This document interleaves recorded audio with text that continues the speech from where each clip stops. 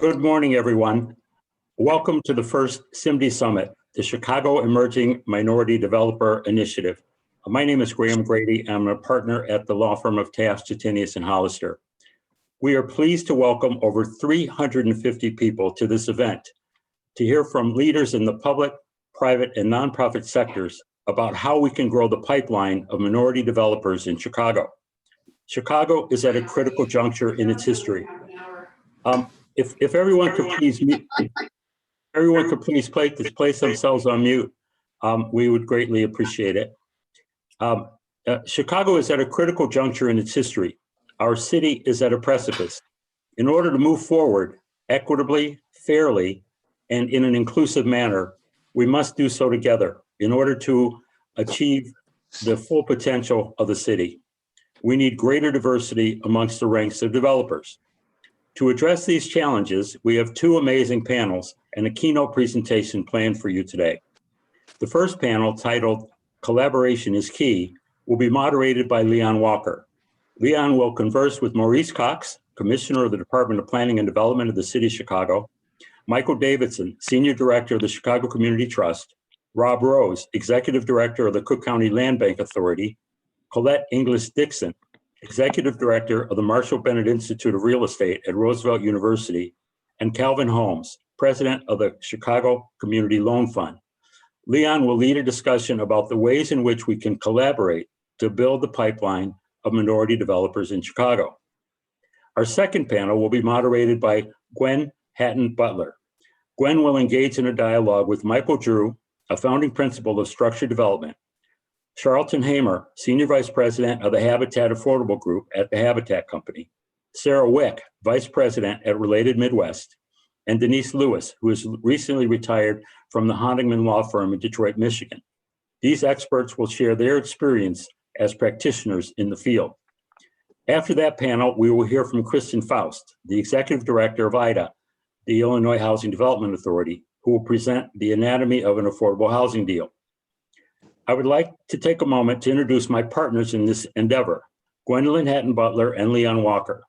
Gwen is President and Chief Investment Officer of Capri Investment Group, a real estate development and direct investment firm that has completed more than $13 billion in commercial real estate investments over the past 25 years.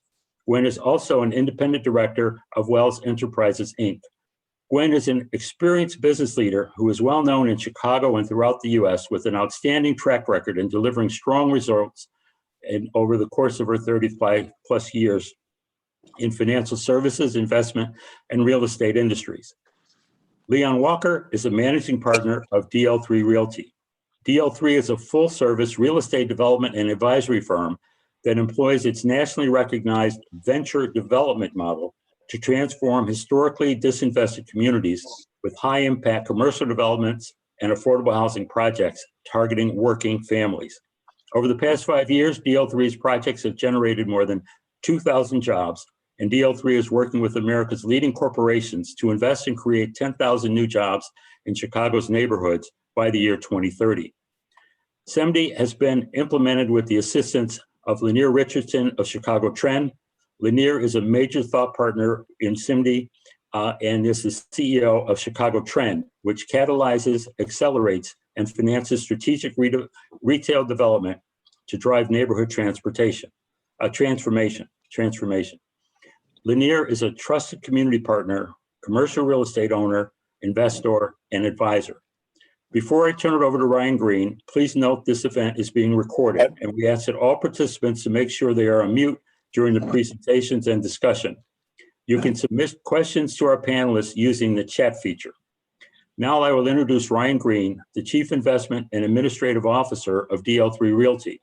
Ryan has been working with us on this initiative and will share a bit more about the work to date of CEMDI. Ryan? Thank you, Graham. Good morning, everyone. As we all know, the commercial real estate development landscape in Chicago, particularly for projects of scale, is dominated by majority-owned firms. This disparity reflects the absence of inclusion and equity in the industry and is a result of structural racism and disinvestment in minority communities. In 2020, Graham, Gwen, and Leon began formal conversations about how Chicago could start to address this problem by growing the ranks of minority developers, building their capacity, and addressing key challenges, including access to high-cost debt capital, weak ties to sources of equity funding, and limited experience on large-scale projects. In order to understand the causes and figure out how to address them, these trailblazers applied for and won a grant from the Chicago Community Trust to explore the issue and create an initiative to advance economic inclusion in the industry. Since work began in August 2020, we have taken several steps to explore the reasons behind the dearth of large-scale minority developers in Chicago. We reviewed national programs supporting emerging developers. We hosted 6 roundtable discussions with a range of stakeholders and more than 200 participants to learn about the issues minority developers face, as well as what partner institutions are doing to increase the ranks of minority developers. We hosted 2 conversations with Commissioner Cox and almost 100 minority developers participants in total, aimed at sharing information related to Invest Southwest and other city initiatives. We coordinated with leaders, including the Chicago Central Area Commission, an alliance of Chicagoland companies leveraging their collective power to engage corporate stakeholders and potential tenants and investors. We established a database of local, emerging, and established developers, and we advised the Chicago Community Trust during the launch of the RFP Pre-Development Grant Fund. We learned several things during this exploratory phase. There is no formal comprehensive list or tracking of developers active in Chicago. How can we change what we can't measure? There is an ecosystem of minority professionals, lawyers, accountants, architects, and other design professionals eager to advise and support emerging developers. Experienced majority developers are willing and ready to consider joint ventures with emerging developers, a key component of scaling up. There's a strong business case for investing in our neighborhoods, and we need to make it in order to drive interest and secure at-risk equity. Despite the many existing resources and programs, there remains a specific need to connect emerging developers to the right networks, partners, and financial resources. And finally, we need to prioritize connecting emerging developers to actual real-life project opportunities that build capacity and allow them to scale their business over time. As a result of what we learned, CEMDI developed 6 key strategies to guide the work going forward. We identified joint venture partnerships as a critical tool to create opportunity for minority developers to scale their business. That's why later today, you'll hear from several real estate professionals with extensive experience in the industry about creating joint ventures that work. We want to connect developers with existing programs and resources. We know that aligning these efforts and collaborating is key to growing the ranks of minority developers in Chicago. Our first panel today highlights such work organizations and institutions are doing on multiple fronts. We want to emphasize opportunities in Chicago's neighborhoods in addition to downtown. We have identified and will connect minority developers to sources of equity and debt capital. We have identified and are continuing to find financial resources to support formal supplemental education and other professional development programs for minority developers. One such scholarship is DL3's newly announced scholarship for students at the Marshall Bennett Institute of Real Estate at Roosevelt University. And finally, we will connect emerging developers with that ecosystem of high quality professional service firms and providers to build their development teams and back office infrastructure.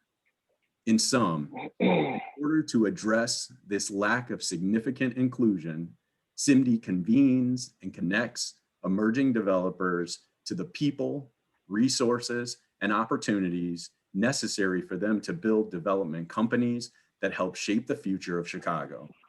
To be successful, This will require the engagement of all key stakeholders, lenders, equity investors, educational institutions, and experienced developers working together so that emerging developers have the tools and the resources to succeed. We ask you to join this effort. Now I would like to turn it over to Leon, the moderator of our first panel.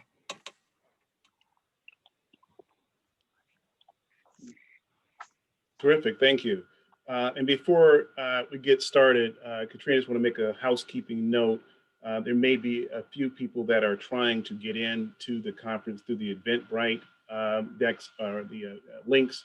Just want to make sure you're paying attention to those emails coming in and trying to get folks onto the into this chat room here. So, Yes. Good morning, everyone.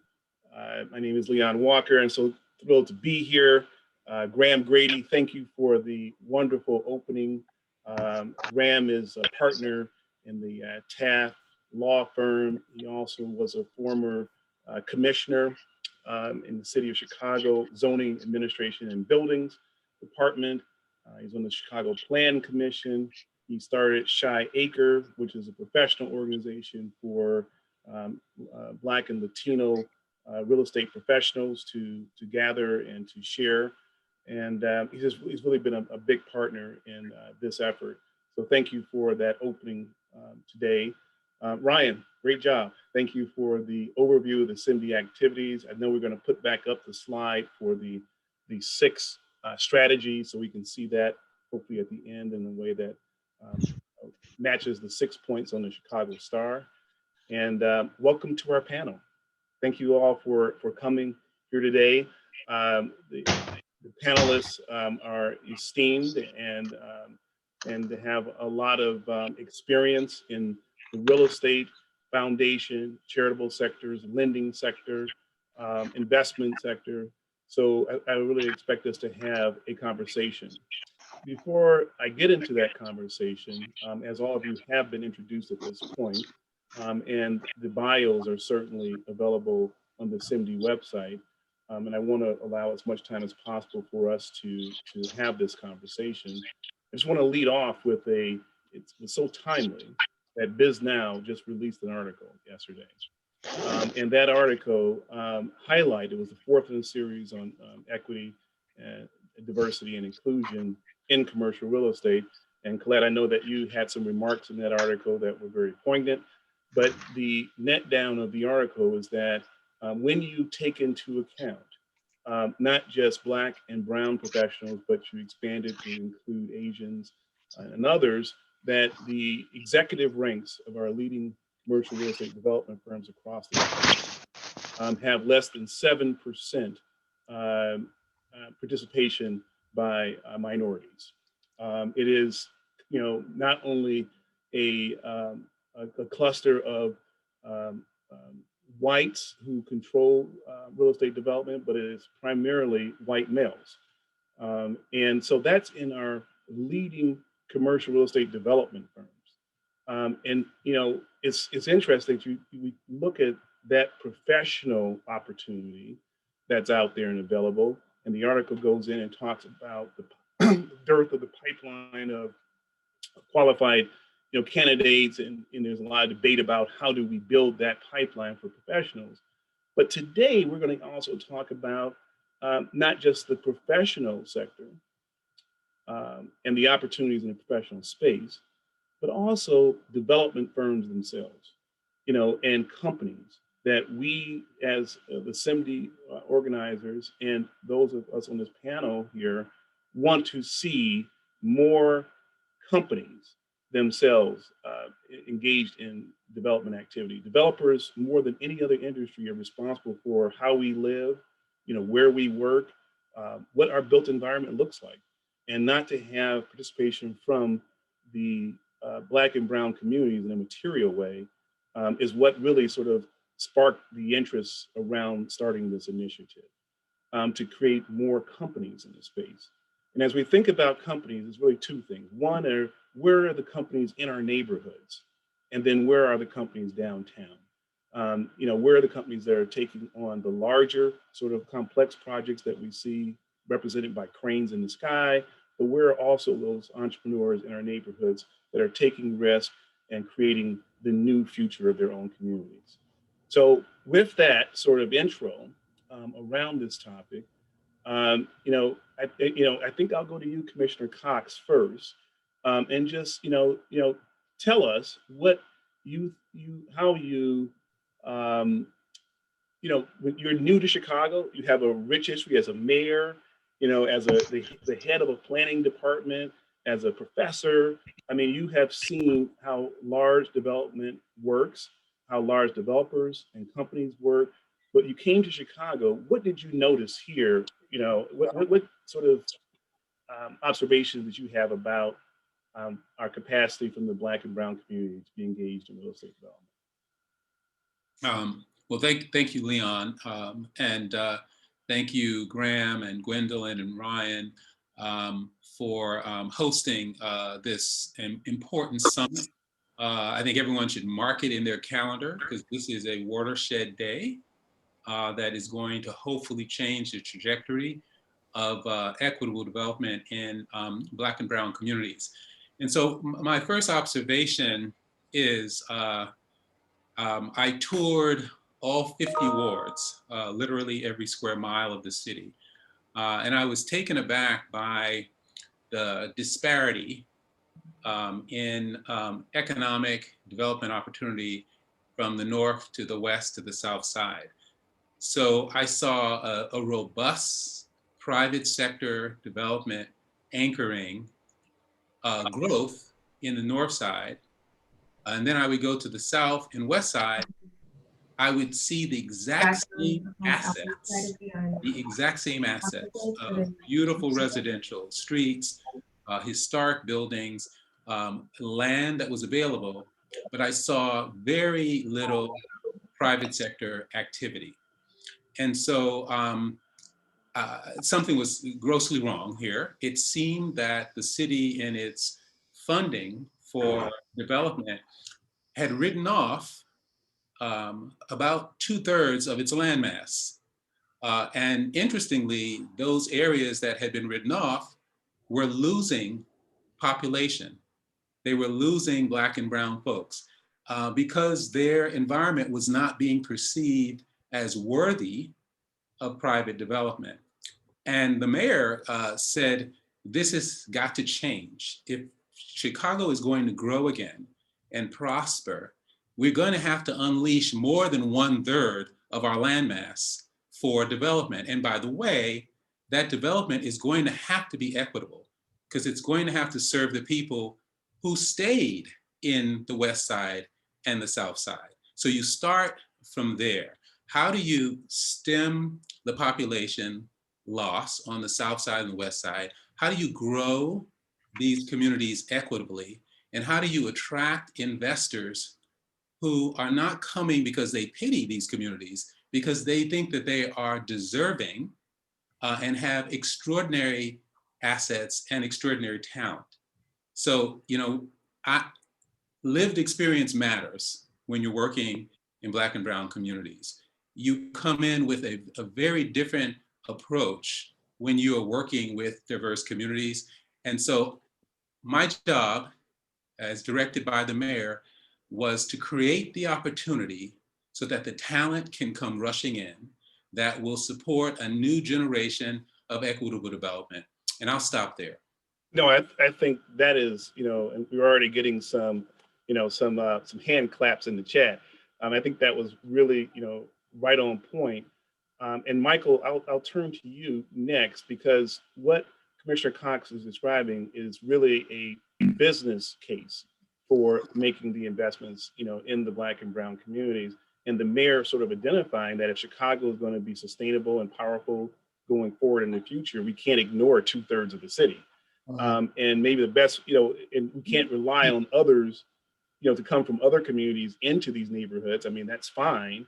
But if we don't have some indigenous talent that is nurtured, how do we get there? So, the Chicago Community Trust and your leadership there has, identified this as an issue. And tell us a little bit about what you observed and what you're thinking, how we should go forward.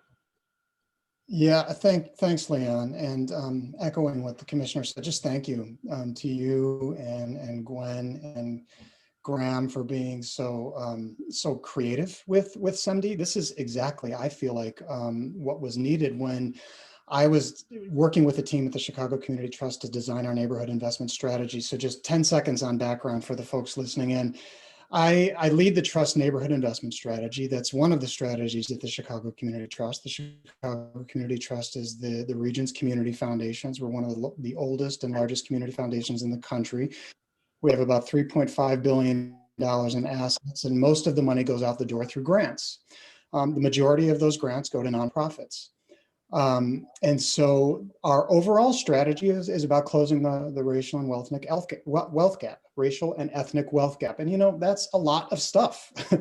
And so we have a set of strategies, highly integrated strategies that are designed to do just that. We've got a team working at the individual and household level, all the stuff that keeps people and households either stuck or moving economically.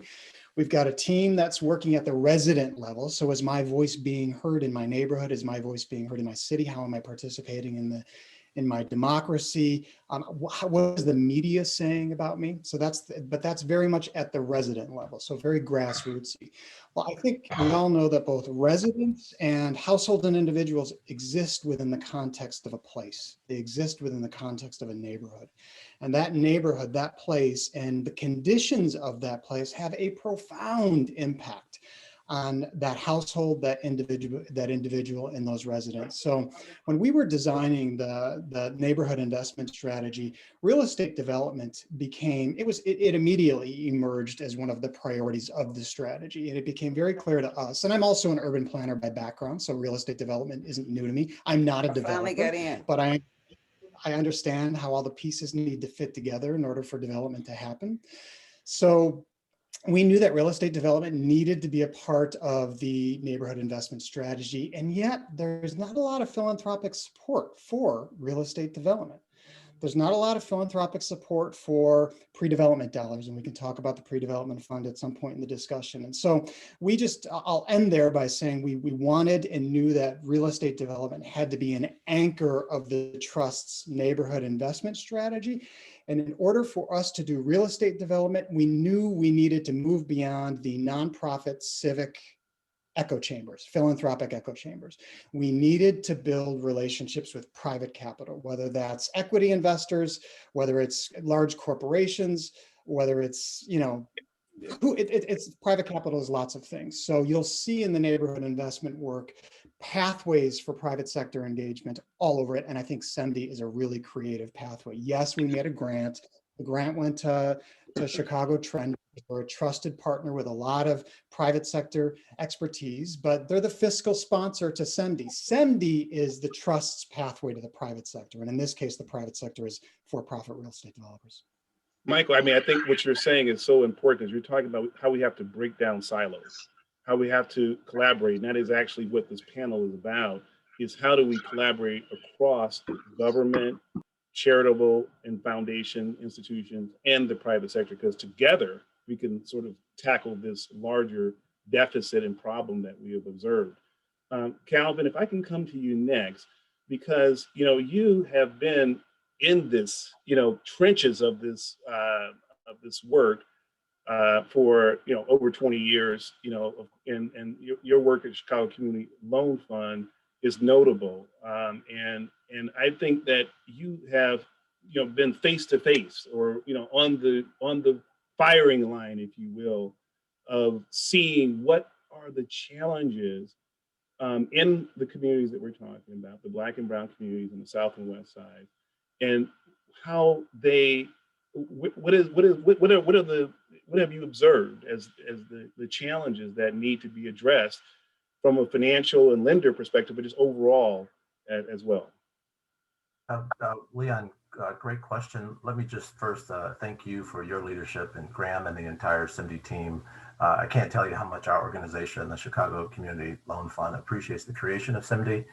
We think there was a missing knowledge transfer and commercial real estate support mechanism for African American and Latinx developers in the marketplace. So kudos to you and Graham and everyone else for launching the effort. And I also want to acknowledge my fellow panelists, many of whom I have collaborations with. I'm really honored to be on the panel with you all this morning. We're all doing great and really important work.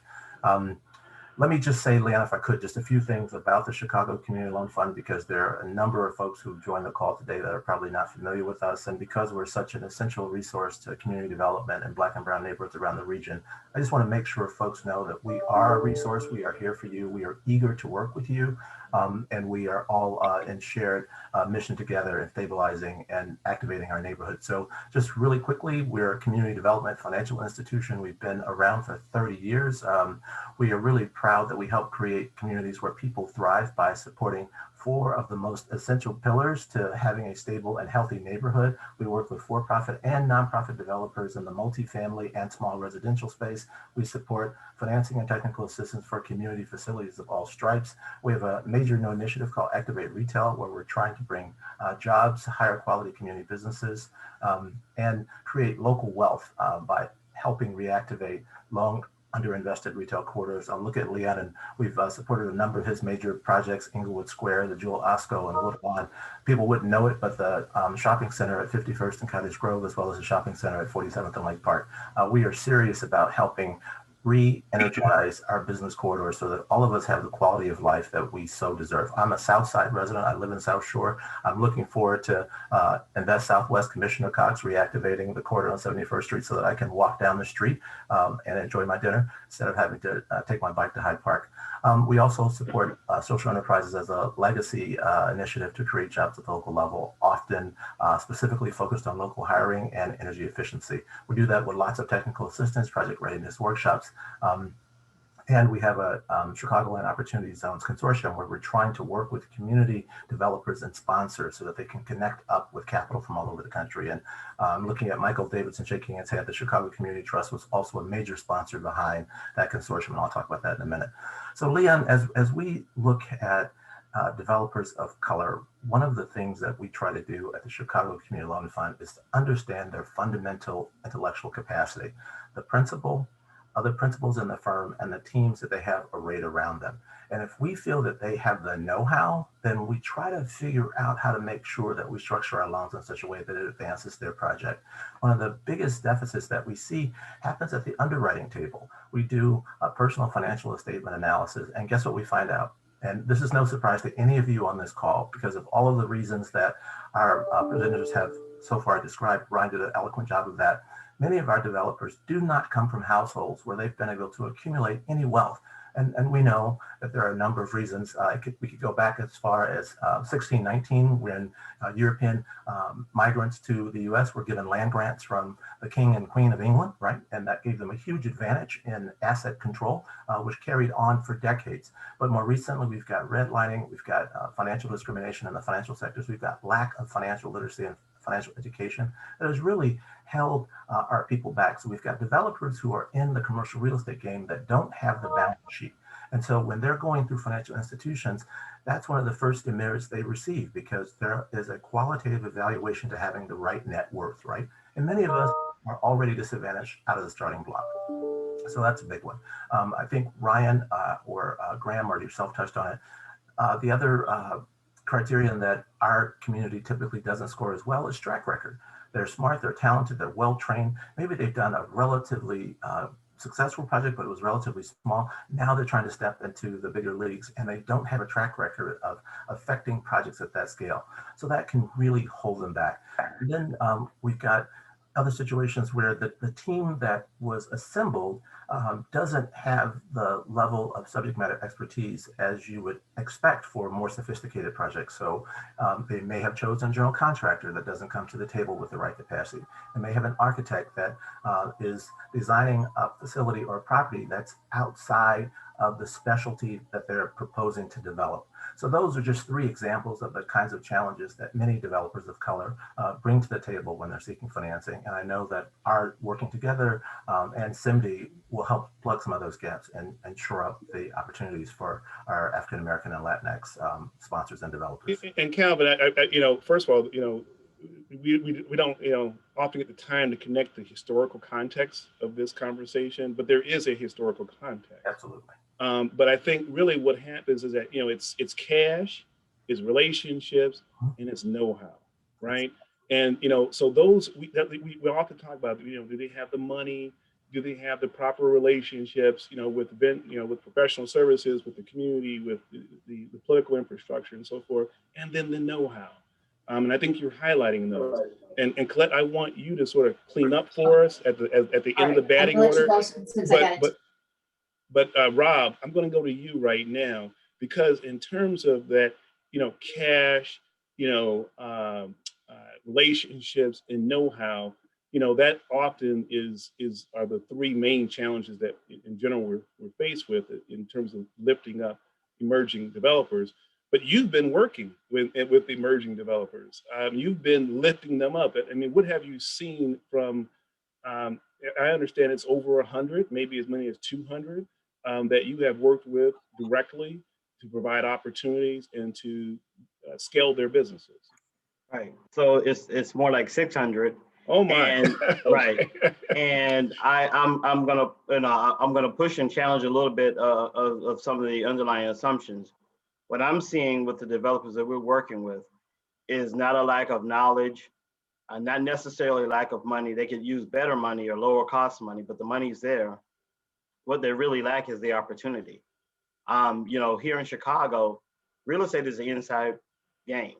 And so oftentimes properties aren't even available. Properties are traded off market. You don't even get a chance to be in on the ground floor. You can't even apply for the RFP, prior to Commissioner Cox, because you didn't know about the RFP, or it was something that was out of your reach. We recently had an affordable house portfolio that was up for sale that you couldn't get into the game until you showed a net worth of $5 million or so, just to be able to bid on the portfolio. And these are all assets located within the Black community. And so if that opportunity isn't there, you can have all the education, I could give you loans, you could have all the money in the world, but if you're not given the access, you will not be able to get into the game. And so what we've got to be clear about is how we're going to also allow for that access in addition to the other things that are being said. So that's the first part of it. The second thing is that we've got to really normalize Black people working in Black communities, right? What the city is doing with Invest Southwest, what we do with the land bank is to catalyze, is to start it, right? But what we have to be able to do is for those that have the opportunities, for those that do have the know-how, they've got to be able to get into the game full stop to build neighborhoods. When you go to a fully functioning neighborhood, it's not that it's Sterling Bay doing something and everyone else is sort of waiting around to see what's going to happen. You've got Sterling Bay on one day doing their project, but you've got a whole host of. Okay. You can't mention Sterling Bay anymore. I know, like he said Sterling Bay. But you got a whole host of things that are also happening around these neighborhoods. And then, when we talk about the Black community, it tends to be this project. We're gonna have the Obama Presidential Center. We're gonna have this, we're gonna have that. And what we wanna normalize is that in addition to those things, we've got small scale and medium scale emerging developers, experienced developers that are joint ventured, and we have this thing building around. So it's not just the one-off projects that sort of get plopped into the community, but we have an ecosystem that is fully functioning, that you have these destinations, but you also have that surrounding activity. And that's when you start to have the robust feeling and that feeling that things are happening and your neighborhood is being rebuilt. And so, as we talk about it, I want to make sure that we uplift, when we say emerging developers, the people that we're working mostly with, they're doing a 1 to 4 unit construction, they're doing small retail, they're doing small multifamily, but that also is a strong part of the mosaic of Chicago real estate, right? 38% of what we have is 2 to 4 units in terms of housing stock. So that can't be ignored in the conversation that we're doing. So I know that we want to be able to get people to scale up, and that's an important piece. We want to be able to get people to go from doing fix and flips to being able to do Inglewood Square, right? And give Leon a run for his money. But in between that time, there's so much opportunity within real estate. And what we want to do is create that ecosystem so people can actually find their way in that ecosystem and not be relegated to one or the other. It's not an and or game. No, and matter of fact, the success of the Inglewood Squares or other investment depend on that ripple effect, on that neighborhood investment. And so I think we are talking about it, but I think this is a key point of differentiation, because I think what Calvin was mentioning in terms of balance sheets and credit profiles, when you're going into the lender community, I mean, and let's even throw in there appraisals, okay? Because primarily the lender community is looking in the rearview mirror. They're not looking, to the future of what could happen here in this neighborhood or what the future values could be. They're saying, no, what was it, in the last 2 years? And in Black and brown community, those values, can hamper the ability to get financing. And then you compound that with the historical context around financial capacity. There's some challenges, particularly as you want to scale up. So I don't want to let our lenders off the hook, Rob, and say that they don't have a role at looking at this, and that there are, around appraisals, around how we look at Black and brown communities. I mean, I think that's a valid point. But I agree with you wholeheartedly that we want to, sort of incentivize and make sure that we're operating at all levels of the ladder of development. And even Leon, our large developers, right? They play a role. Our large building base play a role too. Yeah. I'm saying something different. I mean, so I agree. I don't believe we need to let lenders off the hook at all. In fact, I think we need to challenge lenders to look at these communities and offer products and have underwriting that best reflects what we need, right? Look at appraisals. Appraisals assume a strong and stable market. You can see what's happening in Detroit. How do you appraise in Detroit when there are no comps? How do you appraise in some neighborhoods when there aren't any comps there to go with? So you have to be able to be somewhat flexible. So no one says take undue risk, right? No one says that you need to give money, but I think we also need to be prudent to think about how we lend money in areas where some of the classic models just don't hold up. And conventional wisdom says you don't lend, but we know that that's not an option. Now we've got to make those investments. So I think we just got to be a little more creative about how we do it.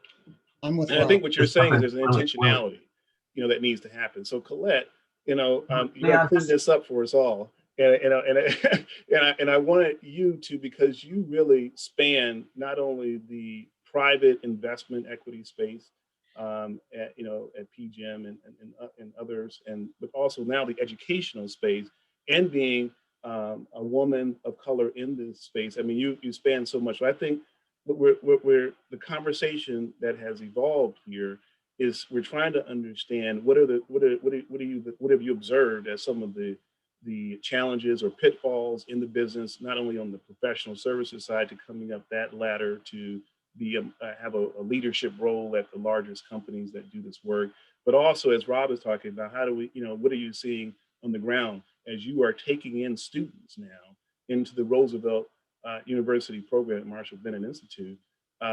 What are you seeing as some of the things that need to be focused on, and how can collaboration help?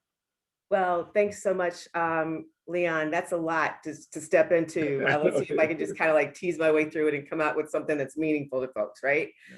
So, one of the fun things about the role I have right now is that I bring, 30 years of being in the real estate investment management space into the room, and can share the perspectives that often are reflected in what we're talking about today.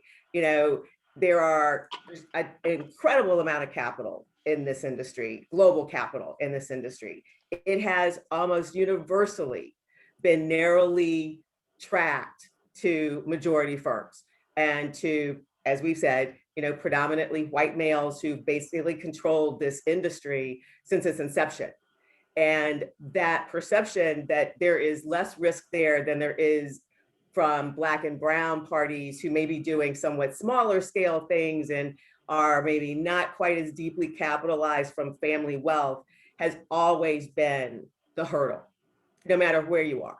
Even when firms talk about doing impact investing, which they now is the new term for going into neighborhoods of color, or stepping into property types that are maybe a little not mainstream, it almost inevitably is, we'll take that risk as long as that risk, meaning that that majority development partner or investment partner is not my risk.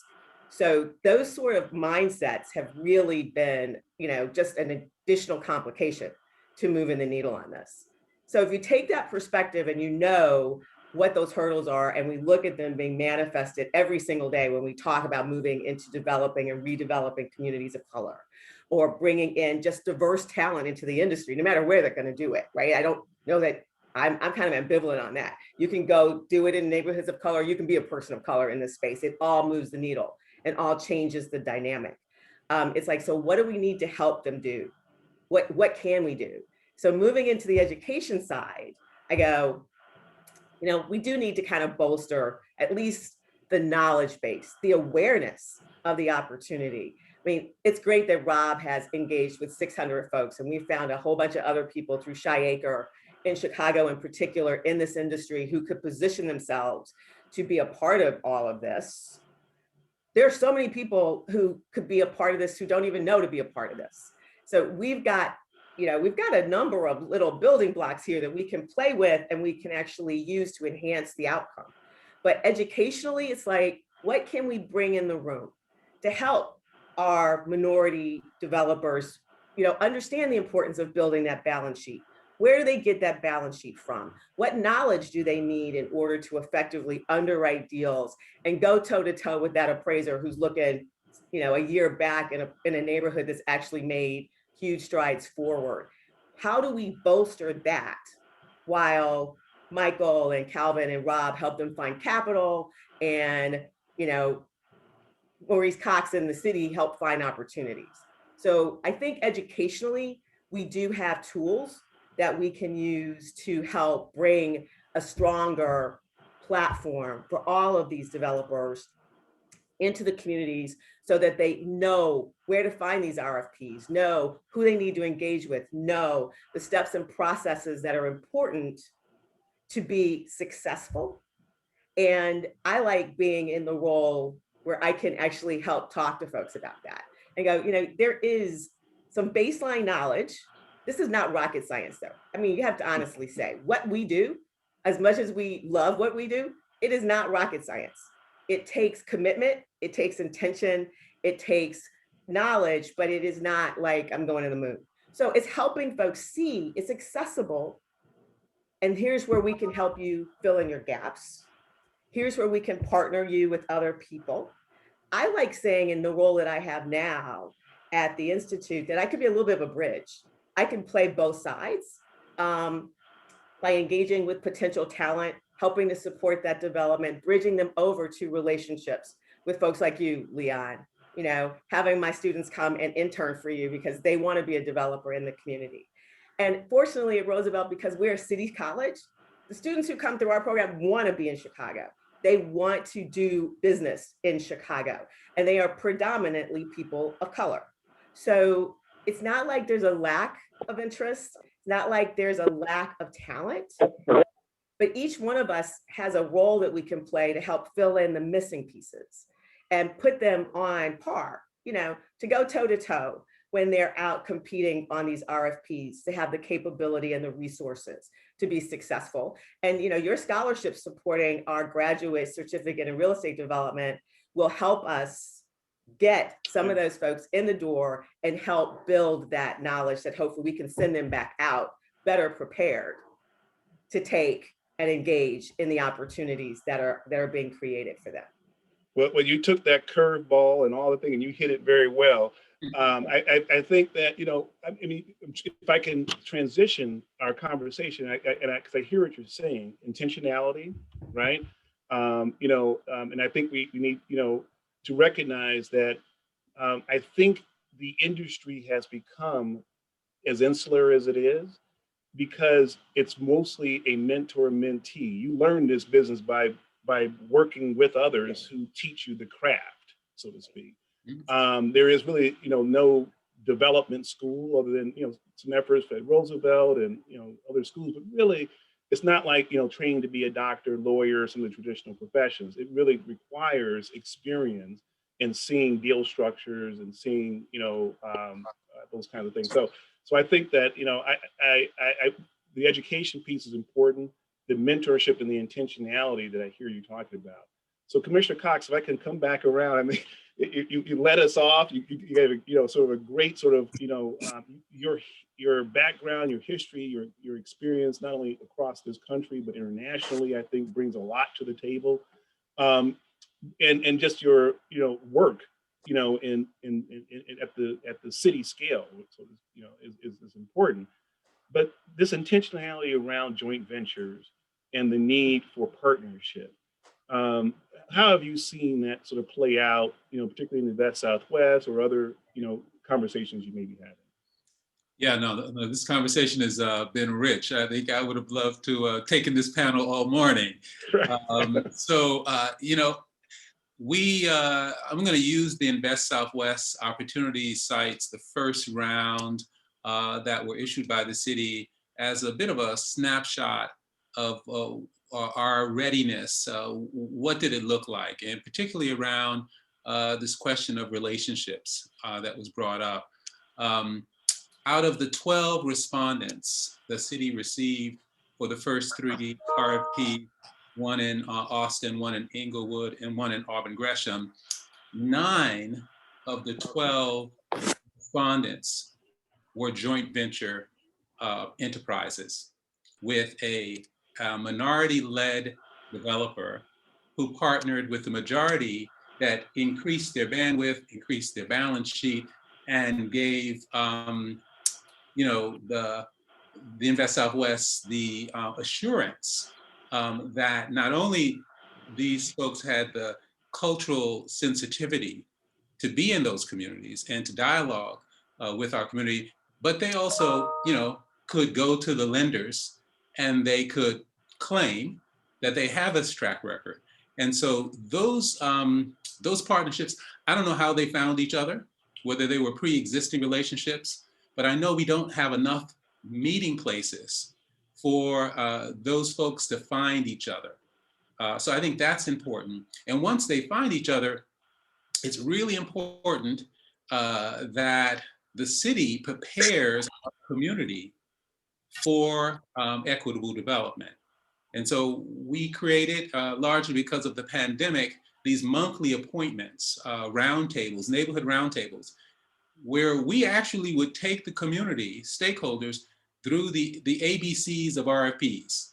Here's how an RFP is constructed. Here's how it's evaluated. What is your vision for what you want in your community? We're going to write it into the RFP. And then we're going to hold those who respond accountable. And we're going to walk you through the process of evaluating 6 or 7 different proposals that come in through the door.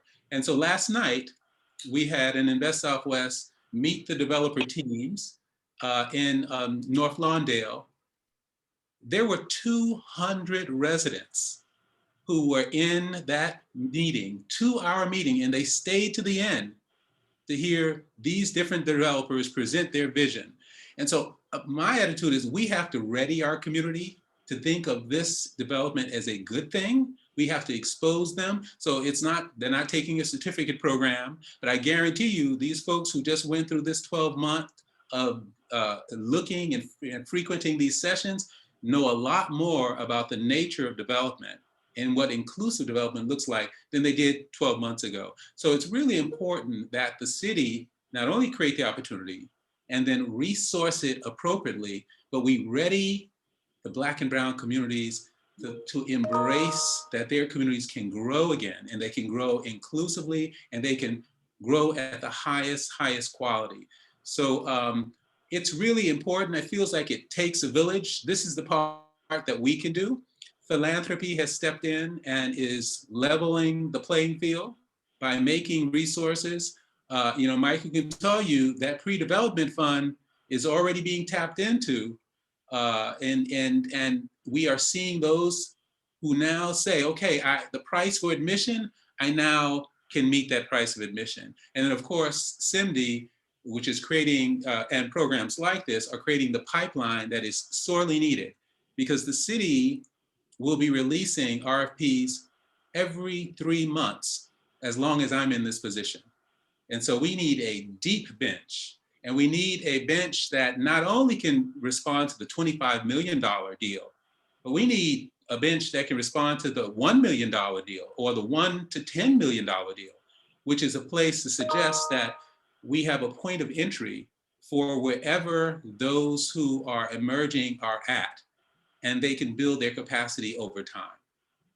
And do you see those $1 to $5 million type opportunities being, you see more of those being released or available, or are you identifying some of those kind? Absolutely. So the first year was these big catalytic opportunity sites that are meant to grab people's attention and to get organized. And I would argue that we're here today because the opportunity was created and we have to solve for this opportunity. Then on the other end, I think many of you know the Neighborhood Opportunity Fund, which funds entrepreneurs very often doing their first real deal.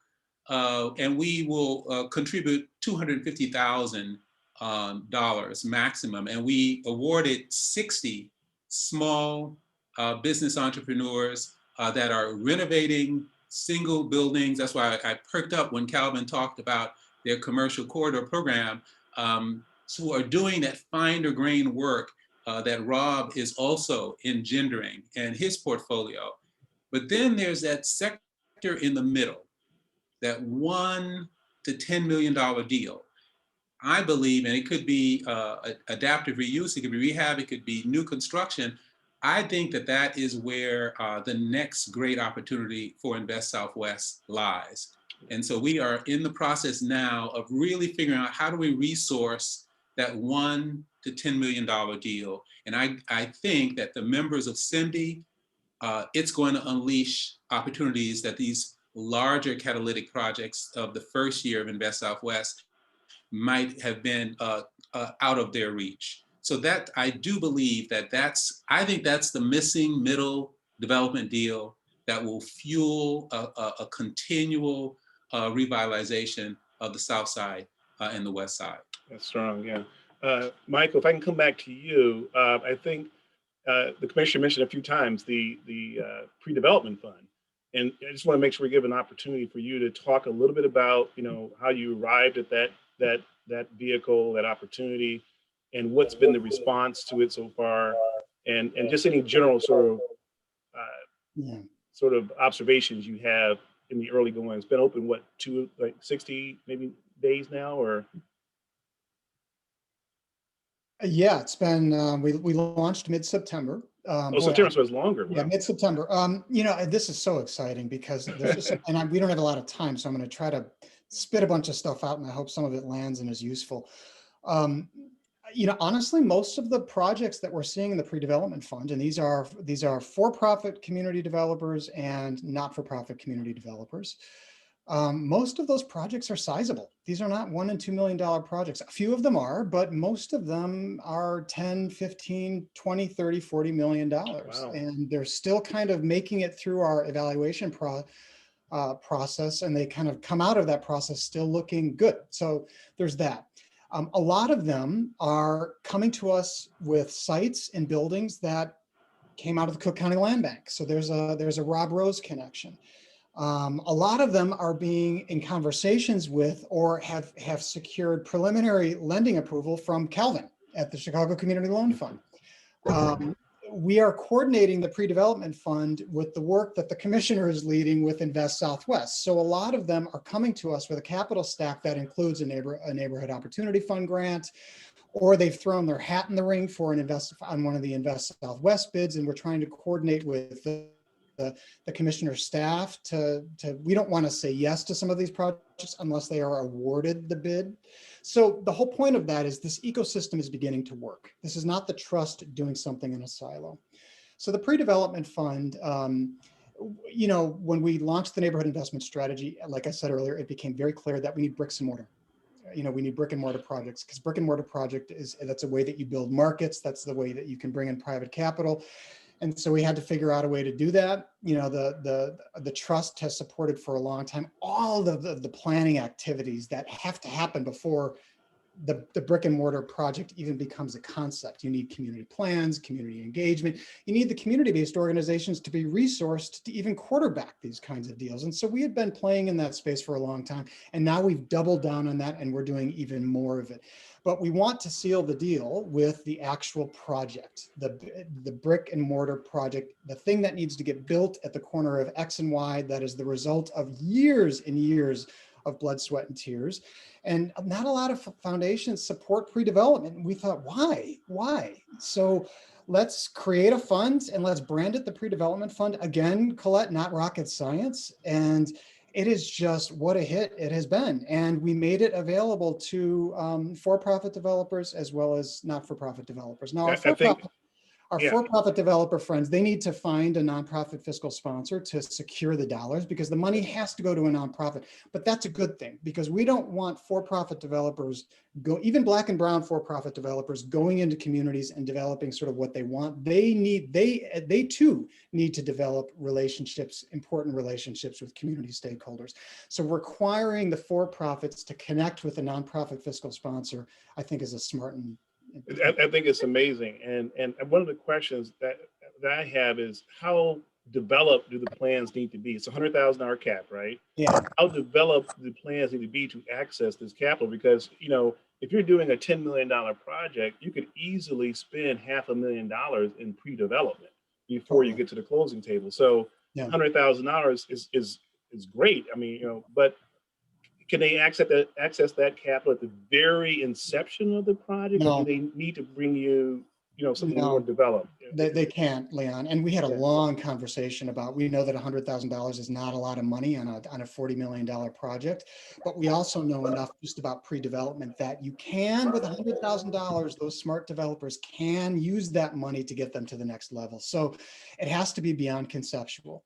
They don't necessarily need site control, for example, but there has to be a pathway, a credible pathway to site control.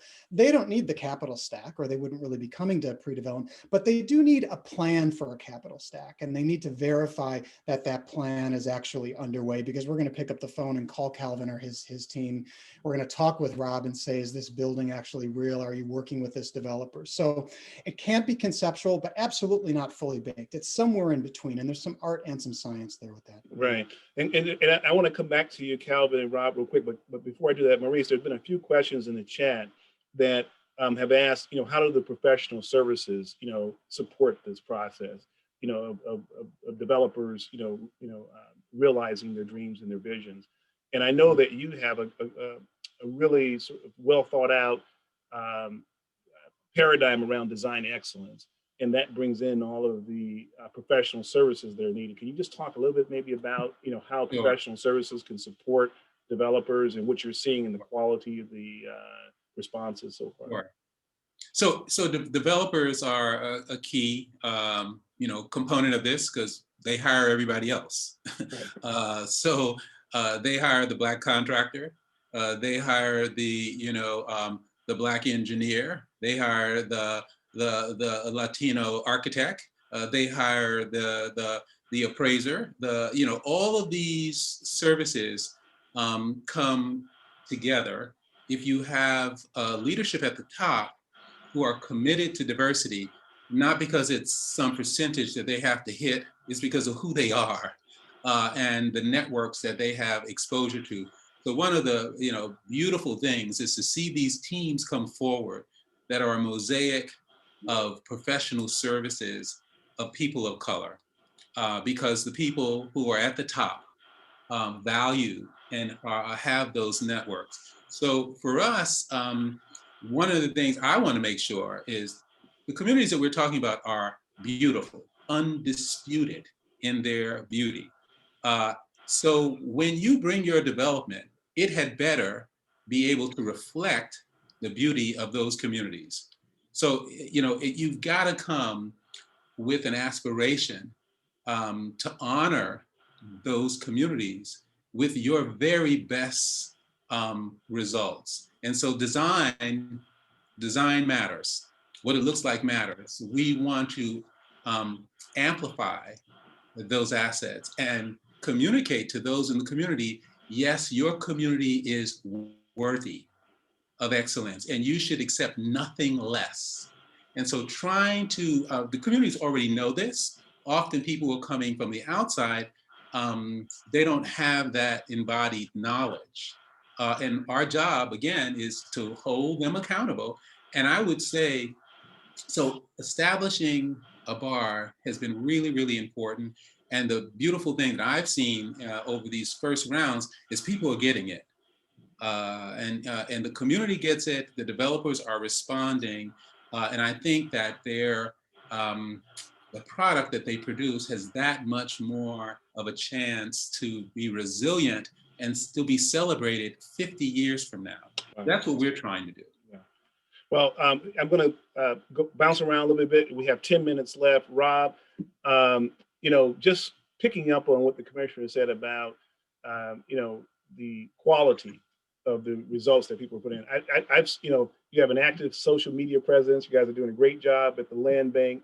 And I've seen some of the housing product that has been, showcased, and it's really high quality work. I mean, and so, wanted you to maybe speak of that 600. I mean, that's a lot of people, that's a lot of activity, but the quality, the results have been good for the community, I believe, and I want to talk a little bit about that. And then secondly, I just want to hear you talk about what is the ecosystem looking like? How are these 600 engaging brokers, mortgage, bankers, surveyors, appraisers, all the different professional services that we need to be connected to in order to have a vibrant, ecosystem here. So.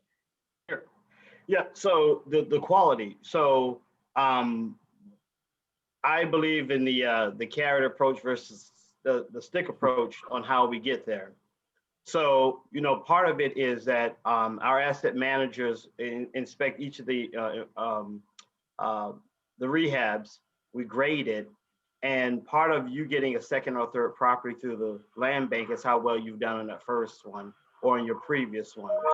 And so if your first project is a substandard rehab or is not quite up to the standard, you'll have a hard time getting that second property. And so people catch on pretty quickly. What we want to see is we demand that you rehab single family houses for sale. That's the purpose.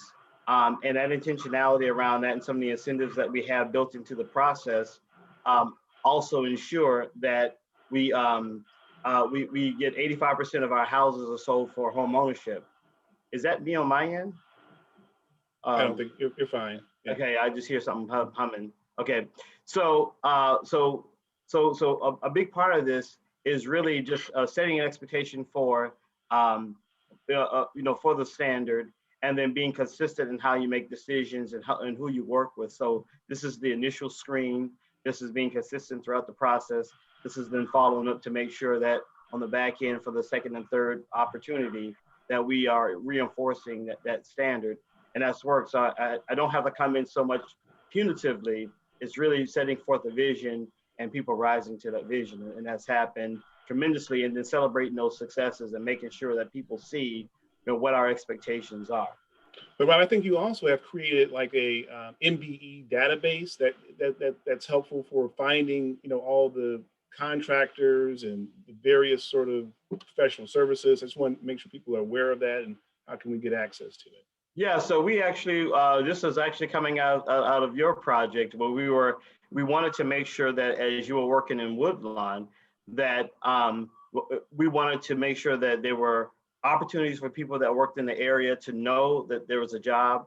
We wanted them to know and understand how to connect in, and we wanted you to be able to connect in, with those folks. And so we are working with a firm that is actually going out and finding those tradesmen, whether they're union or non-union, that are in these neighborhoods, right? And what we're looking at is not just tradesmen, but also professional services. So we're able to identify the architects and the appraisers and some of the other, teams that we need. And there are Black-owned firms at every level in the city, but it's just a matter of making sure that we're connected to them and that people know and understand who they are and can do that work. So again, as Collete mentioned, it's about being intentional, right? It's about being intentional. For us, there's no such thing as a waiver, right? What do you mean you can't find, or you can't get these people? There's a whole system of folks here in Chicago that can do this work. So a waiver doesn't make sense in terms of I can't find X, what name that X is.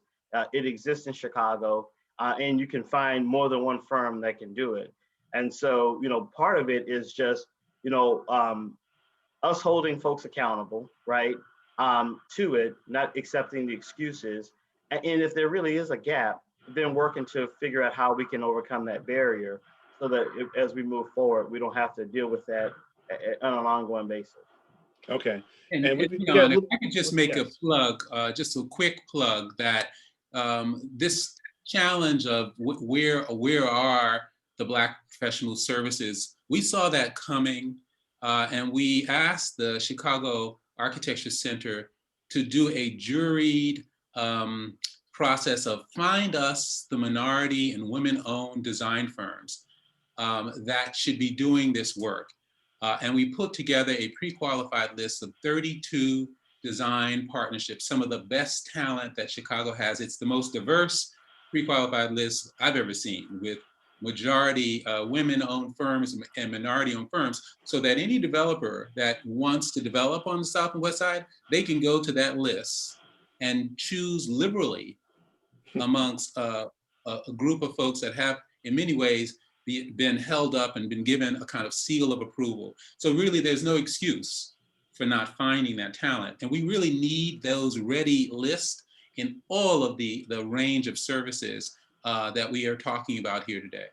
And I believe Graham Grady has Shy Acre as well, which is, a robust list of professional services. So one of the things is I think that it's again, that company versus that professional that's rising up in a majority firm. And do we give equal weight to those kinds of, connections? I mean, yes, we want to support, small businesses that are growing in this industry, but also what about those professionals that are trying to make their way in a majority environment? And probably Leon, give them some. Yeah, go ahead. Just for the benefit of the listeners, the pre-development fund also incentivizes if you're a developer coming to us with a project. Who are your service providers? Who are your architects? Who are your attorneys? Who are your engineers? Who are those professional service providers? And are they professional service providers of color? So if you come to us with a project that's terrific, and your professional service providers are maybe downtown organizations that tend to be white led, it's not going to be a competitive proposal. So we're trying to build the ecosystem even through that pre-development fund. That's important. And I would just add that even at our organization, we recognize that so many of our developers of color, as I mentioned, come through the door with a very thin balance sheet. Often their liquidity is really challenged. And then, as you mentioned, we've got huge issues in the appraisal industry across the country. There's still so much unchecked racial bias, and it's so subjective. So we've created a new prism through which we look at the people that we're trying to help elevate. We call it an equity boost, where we try to understand exactly that. Who are your service providers? Are you working with people that are based in the neighborhood and hiring locally?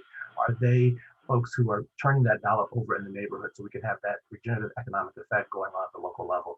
We're so excited about being able to offset low balance sheet, low liquidity, and appraisal deficiency with these other community benefits that are just as important. That's great. And Calvin, you took your spot, so I got to come back to Collete right now.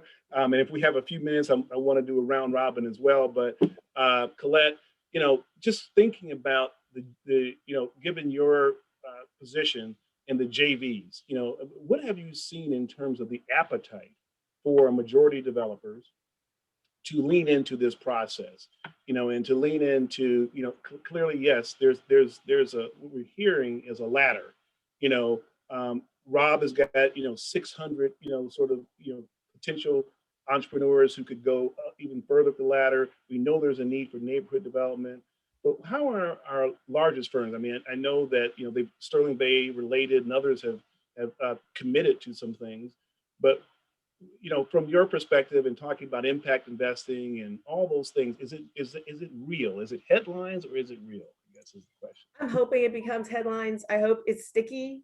We definitely are all sitting here going, wow, we've had a lot of these conversations since like May 31st, haven't we? Right. And we're hoping right, that all of this attention does result in that intentionality becoming a sustainable model. But it's also going to be something that only will happen if we keep this conversation active. You know, it's like, oh yeah, we made this progress and we're moving on our way. And then suddenly the noise dies down and the conversation gets quiet and it'll settle back. You know, it'll settle back to where it was before. It's so easy for it to happen. And I think that there are some definite commitments going on out there. What we just have to make sure is that we have folks ready and prepared to step into those opportunities, right? Okay. If Related wants to, you know, engage in partnering with smaller developers to advance part of their strategy, we need to make sure we have folks there and ready to be a part of that, and keep this moving forward, because success will breed engagement and failure will trash us. It's just one of those things, right? I mean, as soon as we blow up on something, the recovery is always harder when you're a person of color. So we've got to make sure that we're helping these folks be successful in whatever way we can. But before I leave, can I just make one comment about something Yes, Michael absolutely. said? You know, I think the idea that private developers need to create relationships with philanthropic platforms as they first go into communities as a way to potentially legitimize, validate, engage, however that works. But the sustainable part of what we're trying to do with minority developers is to make it so that that connection isn't necessary. Because I believe that the philanthropic community, which has been a huge supporter of a lot of things that have gone on in the neighborhoods, they have mission, they have bandwidth limitations. They are not going to be the way that I think initiatives like this have sustainable and measurable long-term impact. We have to be focused on developing private market developers who don't need that connection. They can have it. They can, I mean, it's not a bad thing, but the need piece is the part that I think we need to look as being part of the outcome. And so that people can be sustainable and they can go beyond just neighborhood development. We need folks who are able to come into the loop and build a building, to be a minority firm that is leading the development of a major asset in a downtown or in a community, whatever. So that was my only comment I had to put out there. Well, that was a winner. I mean, I don't think we could have closed it any better. We're at time. I think it is absolutely true that we need all the stakeholders engaged. The foundations and charitable trusts can be sometimes the first mover, you know, and into a space where there isn't a lot of activity yet. So that's important. Government is a critical sort of creator of opportunities, but ultimately, if private capital is the biggest change agent in the world, equity, at-risk equity, you know, and we have to lower the barriers for capital to flow into our communities. And I think that's what this is about. You know, I see Katrina is going to be sending me, but thank you all so very much. I wish we could talk longer. I think you said it, Commissioner Cox. We could have, you know, gone on. Hopefully I did a good job of trying to get everyone engaged and involved. But it was a rich conversation. Thank you all. And at this point, Katrina, I'm going to turn it back over to, I believe Graham is going to lead our next segment. Thank you so much, all. Thank you. Leon and panelists, thank you. That was absolutely fantastic. The chat box has lit up. This is a home run today, an historic event. I'm going to actually give it over to Courtney, who's going to describe our break. I think that's where we are, right, Courtney? Yes, and we wanted to give folks a break. Hi, my name's Courtney Kashima with Muse Community Design. We're the program manager for the CEMDI initiative. So stretch, refresh your coffee. I do want to thank Leon and the panelists. That was fantastic. It was rich and robust, and I think we could have listened all day, but lucky for everyone, we have 2 more fantastic presentations. So as you're stretching, refreshing your coffee, we will get the second panel loaded. It's going to be moderated by Gwendolyn Hatton Butler. The topic is creating a joint venture that works, and you can't believe the esteemed panelists we've assembled to have a follow-up conversation that will be just as rich and robust as the first. So feel free to keep adding resources and questions in the chat. As you heard, reinforced in the panel before, collaboration is key. So it's going to take all of us involved to make this a reality. We are all committed to it. So grab your coffee, have a stretch, stand up, and in just a moment, Gwendolyn will lead us. Thanks so much, everyone. So we're going to come back at 10:25 sharp. No. Actually, I think that we're, Graham, we're about to start in about 2 minutes. So may I ask that the folks at Muse highlight my panelists, please?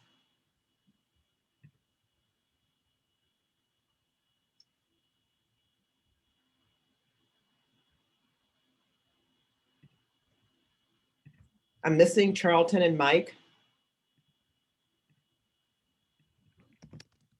Great. And Courtney, thank you. She can be unspotlighted. Perfect. So, oh, great. As I look at the number of participants, folks are still hung in here with us. So thank you so much for joining us this morning. The session that just ended really teed up this group of experts perfectly. We've talked about joint ventures as being a way for emerging developers to build their businesses, scale, increase capacity, and positioning these firms, the emerging developers, to being able to successfully compete for and execute commercial real estate development projects. I'm joined this morning by 4 experts who, in their own individual ways, are doing just that. So we're moving from the previous panel discussion where we talked about kind of, what folks should do. And now we're going to talk to 4 people who are actually doing that work. So I'd like to begin, and usually I do ladies first, but I'm going to go in alphabetical order. So I'll start with Mike. And I think it would be helpful if each of you could spend just 60 seconds talking about kind of how your perspective on joint ventures and how you're utilizing joint ventures and moving forward your business. Good morning, Gwen. Thanks for the introduction. My name is Michael Drew. I'm a principal at Structured Development. We have been, my partner and I, Dan Lucas, have been developing in the city of Chicago since roughly 2000. And during that time, we've not done a joint venture. So I think this is a great initiative. In my past life as a contractor, I worked on the committee that wrote the blue ribbon panel that established minority participation as a general contractor. So I had experience with joint ventures back then, but they were typically with established minority partners. The initiative here of bringing more and growing the field of minority developers is, I think, overdue, and we have a unique approach. We're currently involved in one which I can describe in more detail as we get into that.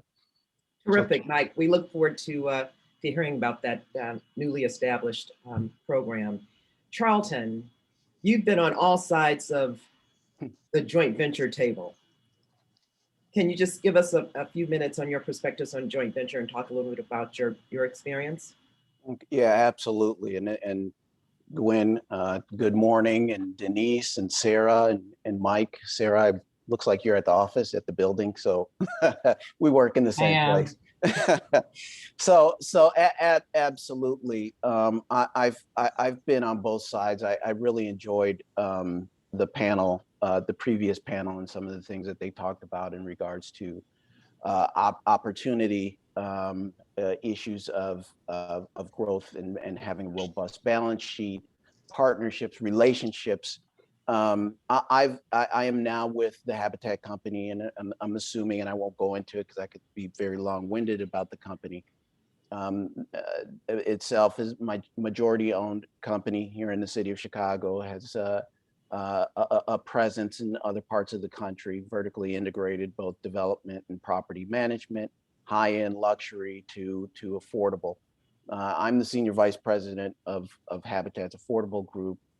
which is primarily is about half of our business, a significant amount of our business. And recently, I've been named to the executive committee with the company as well.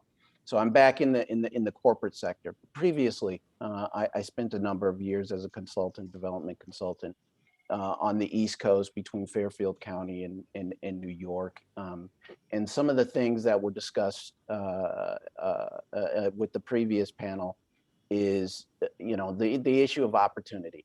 My background formerly is in urban planning and from an education standpoint, both undergrad and graduate.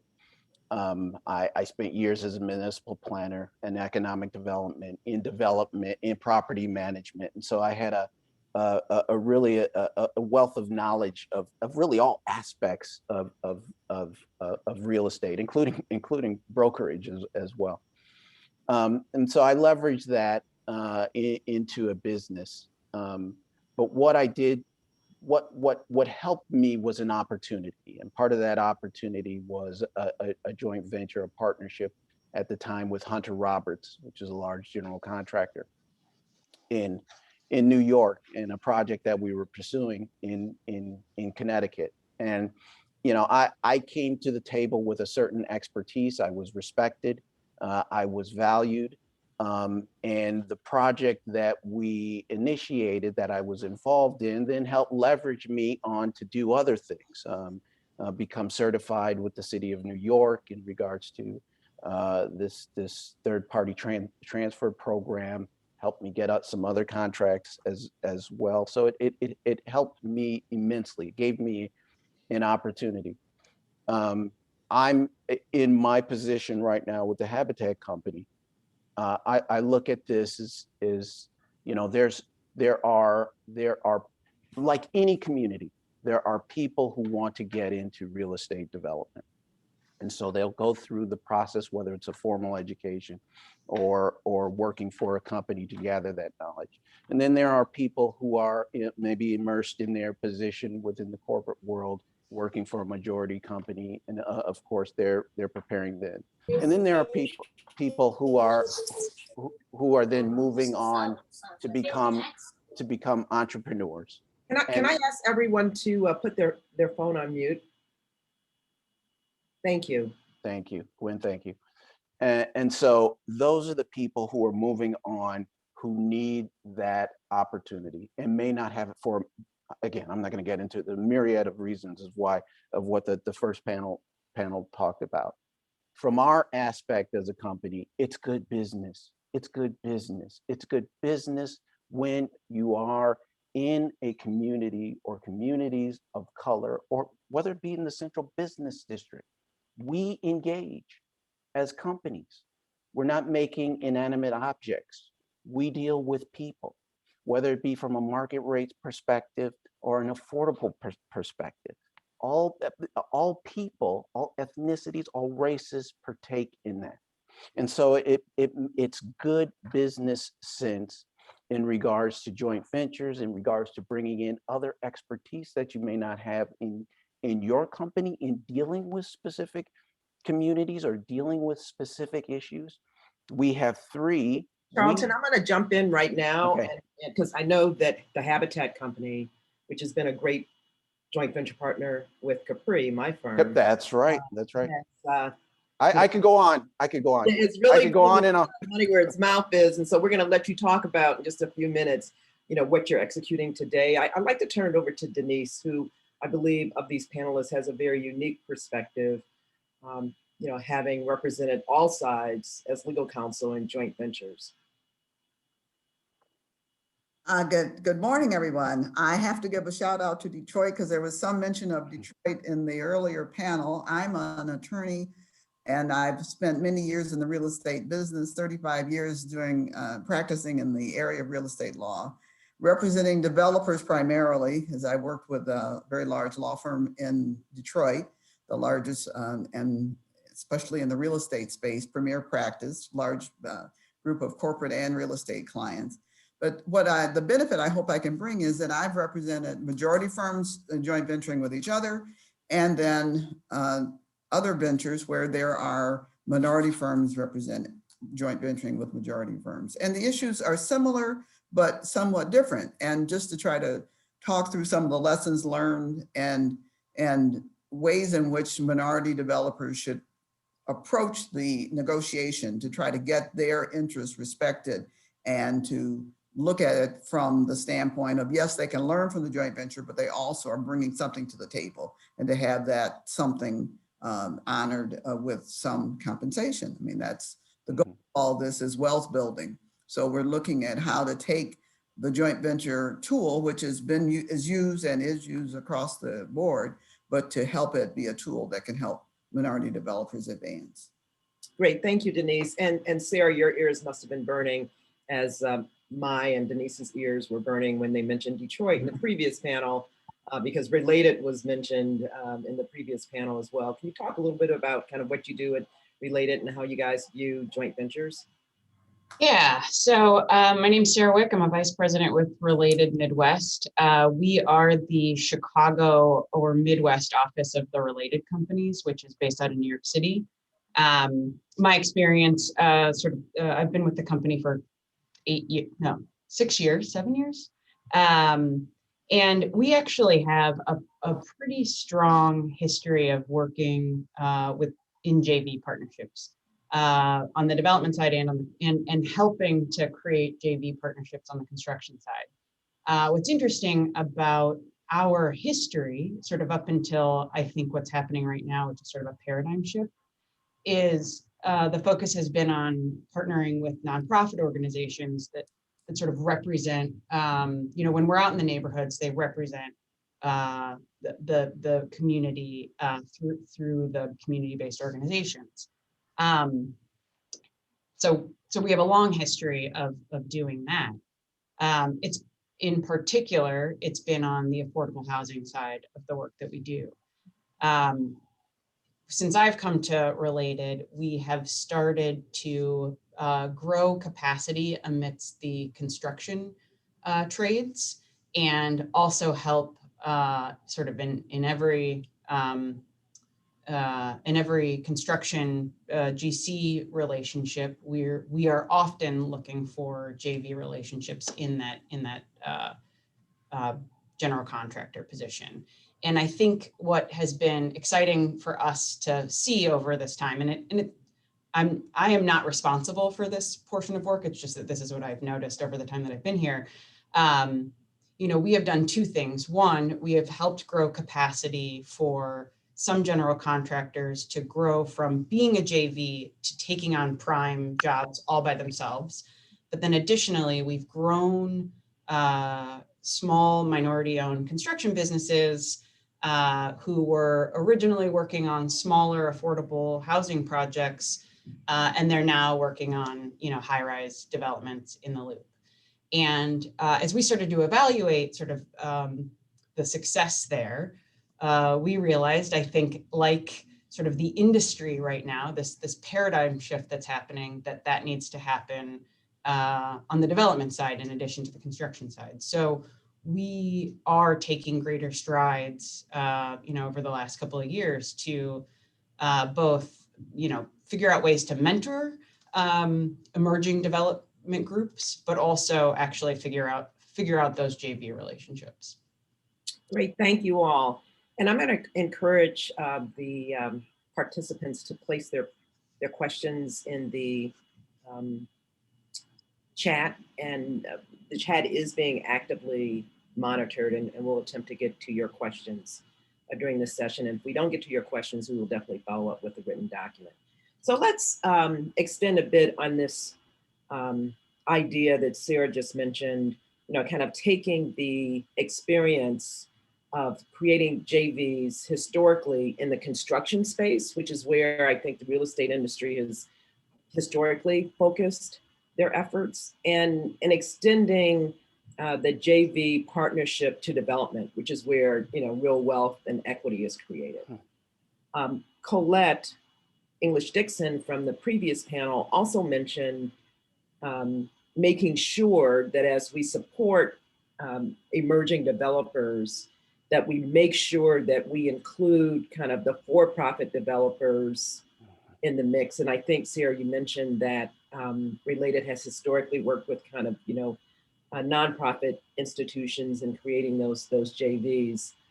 So let's unpack this a little bit. What can be done, and what are your firms doing to really move the needle on creating JV relationships with developers, where folks are, building the capacity of their businesses and creating wealth for their platforms. Charlton, I'm going to start with you.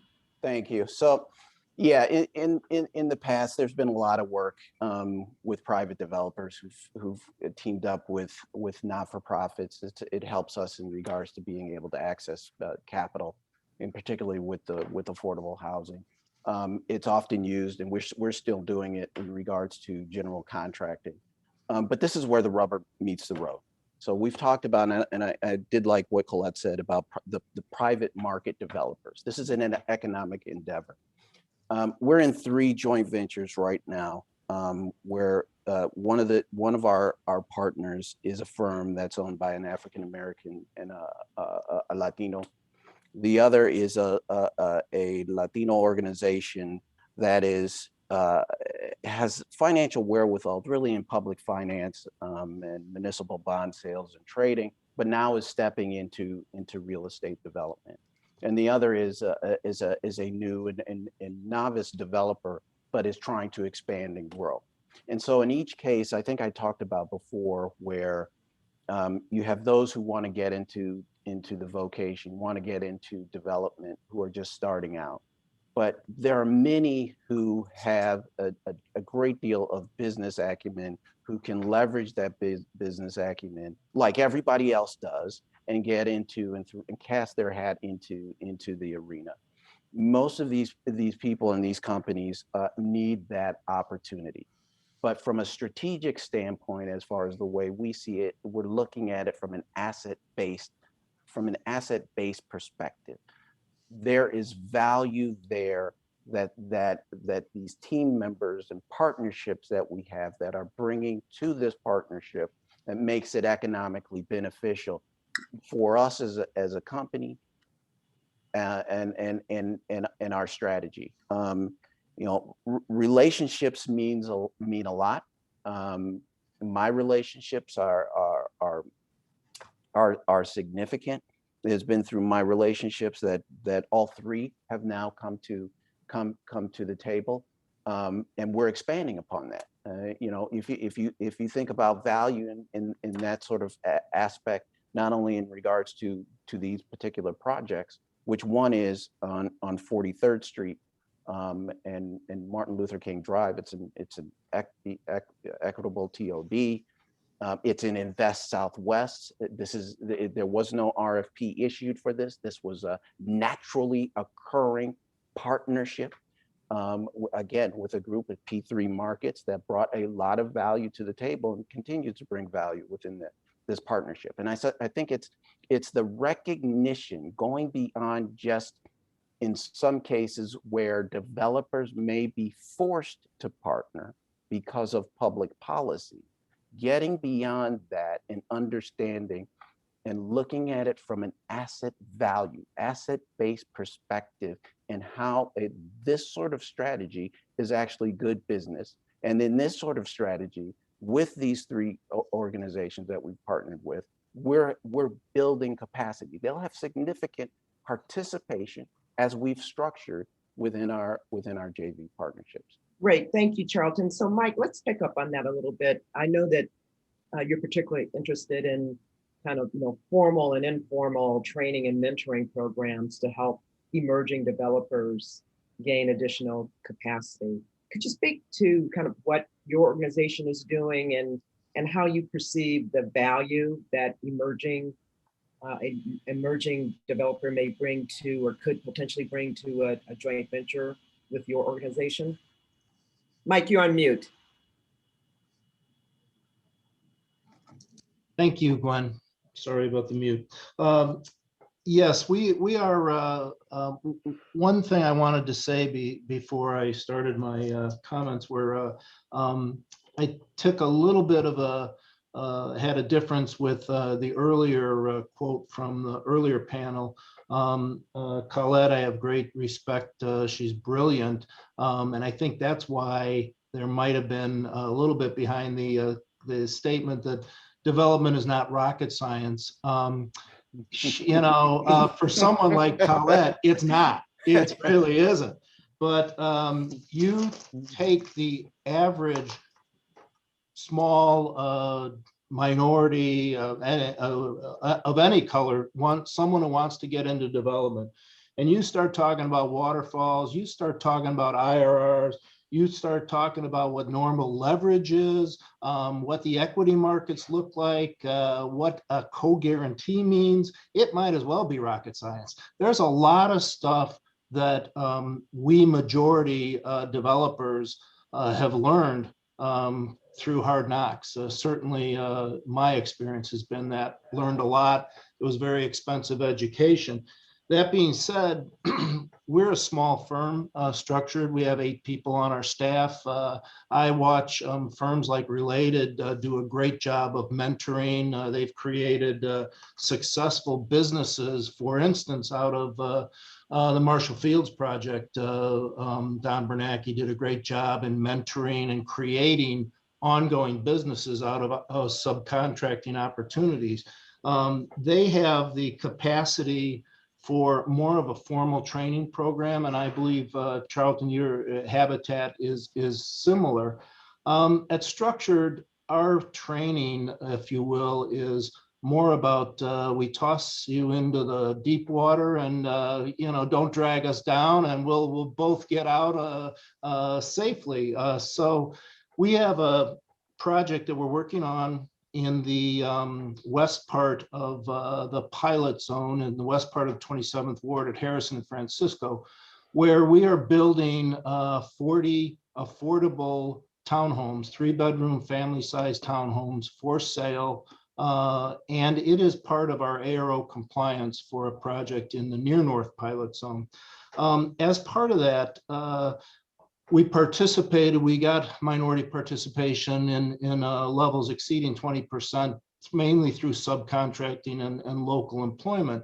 But the Alderman Burnett, had asked us, could we do more for the local community? And so what we've done is ventured with a group of local guys that have been in the construction trades, but have not been developers.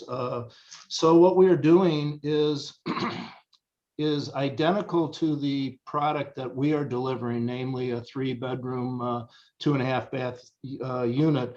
We are taking one lot of our 13 lots and venturing with the fellows that I'm referring to, Fane's Development. Now, what that means is they will be side by side with us from the initial pro forma, from the financing. I will take them in and introduce them to our construction lender. We will secure a loan in the name of the joint venture. We will co-guarantee that. They will be educated on what that means. We will teach them the risk. We will teach them the managing the contracting. And the bottom line is the bottom line, that they will share equally in the profit and loss, knowing that there's risk with a failure to execute. There's a risk with failure to sell the units at completion. There's a risk that will impact their bottom line. And I don't know of a better way to teach someone about development than to take them through every step and avail them of some of the things that we've learned at great expense over my duration as a developer. So that's how we're doing it. You know, the quote of teach a man to fish. I believe that our partners, after the completion of this later this year, should have established credit. They should have established a relationship with a construction lender. They should have established the knowledge of how to look at an opportunity and recognize the risk associated with it, as opposed to looking at it just as a chance to engage in something, and recognizing, if you will, that you only have so much piece of a pie, and if you spread yourself too thin and look at every opportunity, it's difficult to return to the bottom line. So that's our hope for this. We have a ribbon cutting on the 25th. We've sold our first unit of the phase, and it is a opportunity that is created by city policy, namely the ARO and the requirement for off-site housing. But the initiative to venture with a local was done at the alderman's request. And as Charlton said, it's just good business because I believe strongly that performance and performance primarily is colorblind. If you perform, you will be a good partner. If you are honest, if you are willing to learn, when you come out of that, you'll just have more opportunities because you will have learned how to be a developer. So great. Thanks, Mike, for that very detailed explanation. Just to clarify, the JV that you just described, that is with an organization that is sharing in where your organization is sharing in the equity ownership, so to speak, of the partnership or the development. That's correct. When we recognize that one of the constraints to minority or emerging venture partners is a lack of capital. So how do capital accounts, how do they get funded? How do you charge a pref on that until it's paid off? Who gets paid off first? The lender gets paid off first, obviously. Then who gets paid off? The initial capital and the pref, and then there's a profit split. And that's the kind of stuff when I just joke about rocket science. If you've never been there, it might as well be rocket science or might as well be Greek, because you could sit in a meeting and not know what anybody's talking about. So yes, we are funding all of it. The land that we own, we are putting in at cost, and it's a side-by-side. We have our pro forma, we've shared with them, walked our partners through it, and ideally they'll profit and the venture will be profitable, and more importantly, they'll be in a position to go on to greater opportunities. So Sarah, could you talk a little bit in a bit more detail? You mentioned in your opening comments how Related historically was looking at, have created and been very successful in creating joint ventures on the construction side and helping construction companies grow to scale. Can you speak a little bit about the tangible actions that Related is taking on the kind of the pure development JV, where individuals and their firms are participating in the ownership of the development? Yeah, so our most recent example of this is that we are partnering with 548 Capital, whose principal is AJ Patton, and responding to one of the Invest Southwest RFPs. It's the RFP at Roosevelt, and it's 4300 West Roosevelt. It's I think what I would say that's the recent tangible example, but I've just been jotting down some notes about like what makes a successful JV. And my personal experience has been in JVs with some of our nonprofit partners. And I feel like the key for the development community is that you have to figure out a way where everybody's meaningfully participating. And it can't just be, sort of Related the behemoth doing all the work and, and using the nonprofit or the emerging developer as sort of like, look, we're doing a good thing. You really have to figure out ways where everybody is participating in the project and helping move it along. The other thing that I wanted to sort of address Commissioner Cox in the earlier presentation mentioned that the key here is finding meeting places, and that has certainly been hard over the last year, but I do think that how we're figuring out how to connect to other emerging developers is really important. We most recently have been talking to ULI through their yield cohort. I guess it's ULI and LIST, and just learning more about the groups that they're working with. And I think we are interested in doing that just generally. So, for folks, at least in CEMDI, that are consider themselves emerging developers, our interest would be to just sit down and have a cup of coffee and just start to get to know you. Either right now it's over Zoom, but other times, you're doing it in networking events.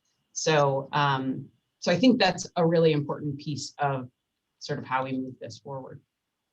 Thanks, Sarah. And just I can anticipate the next question, which is, if folks are interested in interacting with Related and looking at, potential, joint venture partnerships, who do they reach out to? It's a great question. I think for the purposes of today, we can share my contact information and you can get in touch with me. But I think that's always the hard thing, both on the construction and development side, because, my job is to do the deals that I'm supposed to do and not necessarily always be the intake. But for now, it's me. And, I think we're working on ways to grow those relationships and sort of figure out channels that people can get in touch with us. Great. And so I'm going to come back to that point. But Denise, as someone who's represented a number of joint venture partners, those who would be considered kind of majority in however you want to define majority, and then emerging. What are some of the lessons learned from your perspective as an advisor and legal counsel in establishing successful joint ventures that work? Well, I think one of the keys is for everybody to kind of get on the same page at the beginning as best they can, and acknowledge what they see as the value brought by each partner. And so that it isn't a charity case, as a little bit, that they're not forming the relationship because it's a do-good. There's something that minority emerging developer is bringing to the deal. And it's often in some of the other areas that we mentioned. It could be cash because they have access to maybe tax incentives, or they have relationships that would make getting some of the tough parts of the deal done because of their either political or community relationships, that they could help bring the equivalent of cash to the table because of incentives. It could be relationships more generally, that they help bring land or parcels to the deal below market, that again translates into value. So to sit down from the beginning and kind of give respect to the various pieces that it takes to get a deal done, and what's that emerging developer bringing, what's the majority developer bringing, and how does this all come together to make it happen. The second piece I want to focus on is the big decisions, to talk about how are the big decisions, if there's going to be a joint venture, how are the big decisions going to be made? And in fairness, there should be a level of certain decisions can't be made without that minority or emerging developer participating. Otherwise, they're just it's not a real joint venture. And those would be few, but if it's going to be sale or financing, the big money issue should take both parties signing on. It could be that the day-to-day is going to be handled by the majority developer. It depends. But that minority developer needs to get his shoe in there and try to get as much chance to learn on the day-to-day operating basis, to be prepared to roll up the sleeve and be in there, and to insist on it, not to say, I don't have a back office, so I'm not going to participate. Say, I'm going to somehow my time available and my, whoever else is working with that emerging developer. Then the last thing I want to mention is not to underestimate the role of fees as another way that money is used in the development world. That there are many places in a project that each party is paid, or an affiliate of that party is paid a fee. And that is another way to help grow wealth. It could be that that minority developer helped bring the land to the deal and would be paid an acquisition fee because that's what brokers get paid. It could be that there's a fee paid for financing. It could be that maybe the minority developer helped get this pre-development loan I heard us talk about in the earlier part of the call. Look at all the ways that pieces are assembled to make a deal successful, some of which are acknowledged in terms of the financial structure of the relationship, and some of which are just a way to get experience and to get in there and get ready for the next deal, credential building. And then last but not least, how are guarantees and some of the other real big financial pieces going to be handled? One way that I've seen work is if a majority developer is prepared to take on guarantees, which there will be required, Mike will say, Charlton will say, for a construction loan, there's going to be full guarantees required of somebody. And to find a way to compensate that majority developer for putting his balance sheet at risk, but not have that be the determinant of all the decisions in the deal. Try to pay for that use of the balance sheet, but not let that be all decisions driven by the majority developer. Great. So Denise, I'm going to stick with you for a moment. You know, I don't know how many hundreds of joint ventures you worked on throughout your very esteemed career as a real estate attorney. And Denise is being modest because she ran Honigman's urban real estate practice. So she has been in more than her fair share of real estate wars between joint ventures. So let's talk about the ventures that don't work. Why don't they work? Well, I found that getting back to this question that's why I say get an understanding at the beginning and try to have that enough contact between the parties that they've really come to a meeting of the minds, because it's this level of respect for what each is bringing where I've seen things break down, where there isn't an acknowledgement that the emerging member is bringing something to the table, or maybe in another joint venture setting, the skill is in a certain area that skill is really needed for the deal to happen. So that's where I have seen that to have a full appreciation and respect for each of the parties. And that happens less. It sometimes happens where you've got a developer and then a money partner, where the money partner is going to be passive, and that's expected, that they will not be involved day to day. But there is, for them to respect. So we're getting ready to walk outside. I just wanted to make sure. For them to respect the skill and expertise that's brought by that development partner. So there's an imbalance sometimes, but even if there's an imbalance in money and know-how, that there still has to be a basic level of respect for the contribution that each is bringing. And I know Charlton may, because I know you participated in joint ventures where you were a minority partner as well. And I've certainly seen it's that basic kernel of how do people view each other? That's really important to make. That's right. That's right. No, after the JV agreement is signed, right, it's still an issue of relationship, right? And if it's a developer and co-developer relationship, it's one where you're still cultivating that relationship. And so, you know, I looked at my schedule, something flashed up, and, you know, I missed a design meeting for 43 Green this morning. But the partners that we have are involved in everything. They're involved in everything. Very similar to what Mike had discussed. That's a part that does two things. That's one, getting people and your partner acclimated to the development process, the finance lexicon, the land use issues, the political discernment, the sociology, the marketing, all of those things that go into a development. That's a part of that's a part of one, cultivating the relationship between the two, but also building that capacity. And I think when people, part of what people feel respected about is being involved in the process, being involved in decision making. Some of that is structured within the agreement that Denise eloquently talked about. But there's also the issue of communicating consistently with that partner, which will make a very, very good relationship, and one that's beneficial to the project itself.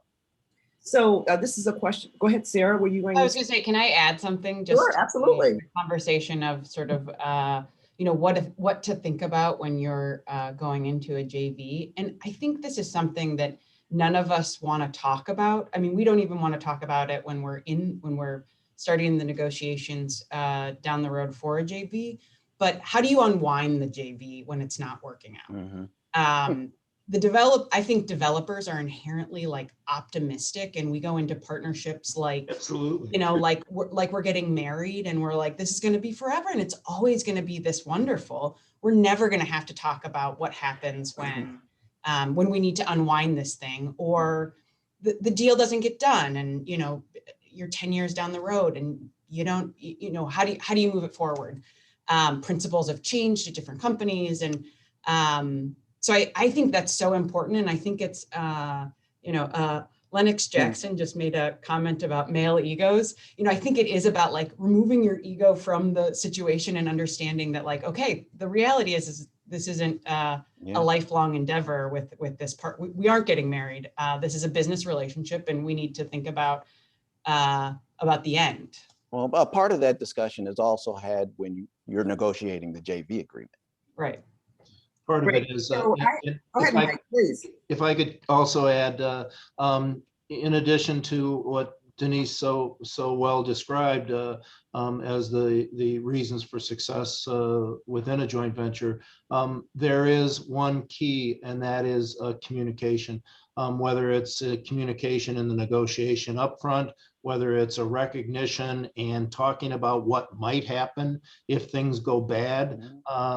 Everyone, it's almost seems as if everyone looks at developers and they just the projects just happen, and they drive away in their car with a trunk full of cash, and anyone in the industry knows what is involved and what happens, and how many times that marriage is strained and that project maybe doesn't turn out like the original pro forma. But if you're communicating with your partner and you say, here's what we think it's going to be, and like Sarah says, we're all optimists. So if it works out, it's the best case, but in all fact, it might be down here somewhere. But this is how development works. There's risk and there's performance, and you must communicate, and recognizing that someone, to my point of it not being rocket scientists or Greek language, is that someone that is emerging doesn't know those things. So you have to communicate why you're choosing this, why you're doing this, what is the risk if you choose this course. And you may still have disagreements, but when you have a full joint venture, in our case, if we disagree, I think there's an arbitration panel, and it's not going to come to that, but it's you have to communicate, because you can't assume that they know what you've learned at great expense over the past decades. Great. Well, thank you. I'm going to take 3 more minutes because we started just a few minutes late.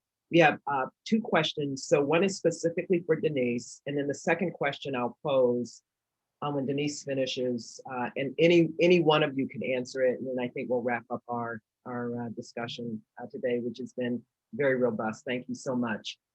So Denise, to you, can you comment on when the smaller developer is unable to respond to capital calls? What happens? Well, that's an important element for negotiation. And when I'm representing a smaller developer, which, you put your hat on at different times, as Gwen said, I helped found our urban redevelopment practice. So I've seen, and it's really the tougher deals where you get to sink your teeth. So that's when you're really called upon to come up with some answers. If the developer can't make the capital call, for the smaller developer, the best solution is to say that the capital call can be made by the larger developer, but it's going to be treated as a loan. Because what the specter of dilution is what you want to avoid.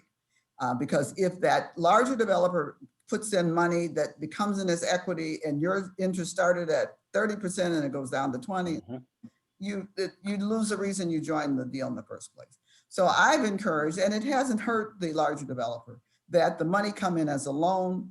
Maybe they get a somewhat above market interest rate on the loan, even not so exorbitant that it, and then that loan gets paid back with some priority in the waterfall, as Mike was just talking about. And waterfall isn't that, an important part of the development deal is how are you going to get the money out, hoping that we all make money, how you can get it out. And so cash flow comes out, going in a preferred return to those that put in money. And it may come in as preferred return, come back to them as preferred return, or it may come back to them as interest. But anyway, the long and short of it is one of the effective ways is to have that when that capital call can't be made, to have a provision made that the other partners can put in money as a loan. Now, if everybody refuses to put in money as a loan, then you're back to where Mike is. You're talking about the deal unwinding. Yeah. But yeah. Great. So, and Graham, I apologize. Graham sent me a fairly lengthy question that now I can't find in the chat, but I think I've read it. And basically, to anyone on the panel, how does an emerging developer handle the situation where they're in a JV, but they're basically being boxed out of the day-to-day, or engaged in the project really? They're not being allowed to get their hands dirty. And they're essentially just kind of along for the ride. Have you seen that? And obviously the question is being asked because there's probably a sentiment that does exist. So, how do you handle that? Can I just say real quick, I think one of the most important things in any JV is that there be approval of a budget for the project. And so that if there is an approved budget and everybody participates in that budget, that whoever is leading the charge can't spend outside that budget except up to a certain percentage, but that the minority developer participated in the development of that budget. So he knows all the ins and outs, what goes into making the project work. That's great. Charlton. Yeah, that's 60 seconds. Yeah, that's part of the reason why you have a JV agreement. You can always hang your hat on what you've negotiated. It sounds like that's an issue where that relationship wasn't cultivated, and both sides should have illustrated the expectation of that relationship, including the one that is feeling slighted. It should have been an expectation that you entered the agreement with to combat that concern. Great. Well, thank you so much to my panelists, Denise, Sarah, Charlton, and Mike. And thank you for all of you who were listening in. I will turn it back over to Graham. Thanks, Graham. Thank you for the extra time. Thank you very much. Gwen, thank you for moderating a terrific panel. Again, thank you very much, Michael Drew, Charlton Hamer, Sarah Wick, and Denise Lewis. Your devotion to this space is appreciated, your own experience and your commitment. We couldn't have had this good discussion without you this morning. So thank you very, very much. Thank you, Graham. It is now my extreme pleasure to introduce, I'll call our keynote speaker. Kristin Faust is the Executive Director of IDA, the Illinois Housing Development Authority. As the state's chief affordable housing official, Kristin provides leadership in state housing policy to advance IDA's mission of financing the creation and preservation of affordable housing throughout Illinois. Kristin is also a member of the Federal Home Loan Bank of Chicago Community Investment Advisory Council, where she advises on ways in which it can better carry out its housing finance and community investment missions in Illinois. Prior to joining IDA, Kristin served as president of NHS, the Neighborhood Housing Services of Chicago, a community development organization committed to helping homeowners and strengthening neighborhoods. As president, Kristin's strong leadership and holistic vision helped spur community revitalization by creating homeownership opportunities for those most vulnerable, improving not only their lives, but their neighborhoods as well. Before joining NHS, Kristin was Chief Credit Officer and Director of Lending and Network Services at Partners for Common Good. In that role, she was responsible for the growth and oversight of the domestic international loan portfolio. I've made a mistake here. Give me just a second. In addition, Kristin served as president of the Enterprise Community Loan Fund, one of the largest non-depository community development financial institutions in the country. Earlier in her career, Kristin spent 15 years in community development banking in Chicago, primarily with LaSalle National Bank, where she started the Community Development Lending Department. Her work in Chicago earned her distinction in Crane Chicago Business 40 Under 40. Kristin is a graduate of Harvard University, where she obtained a Master in City and Regional Planning, and Brown University, where she holds a Bachelor of Arts in Political Science and Philosophy. Please help me welcome Kristin Faust. Kristin? Graham, thank you so much. Good morning to everybody. That's quite an introduction. I gotta, who is that person? Okay, I wanna say that I am really pleased to be here this morning at the CEMDI Summit. From the IDA board, from the staff, and from Governor Pritzker, thank you to Graham Grady, Gwendolyn Hatton Butler, and Leon Walker for putting this summit together and for the opportunity to speak to all of you.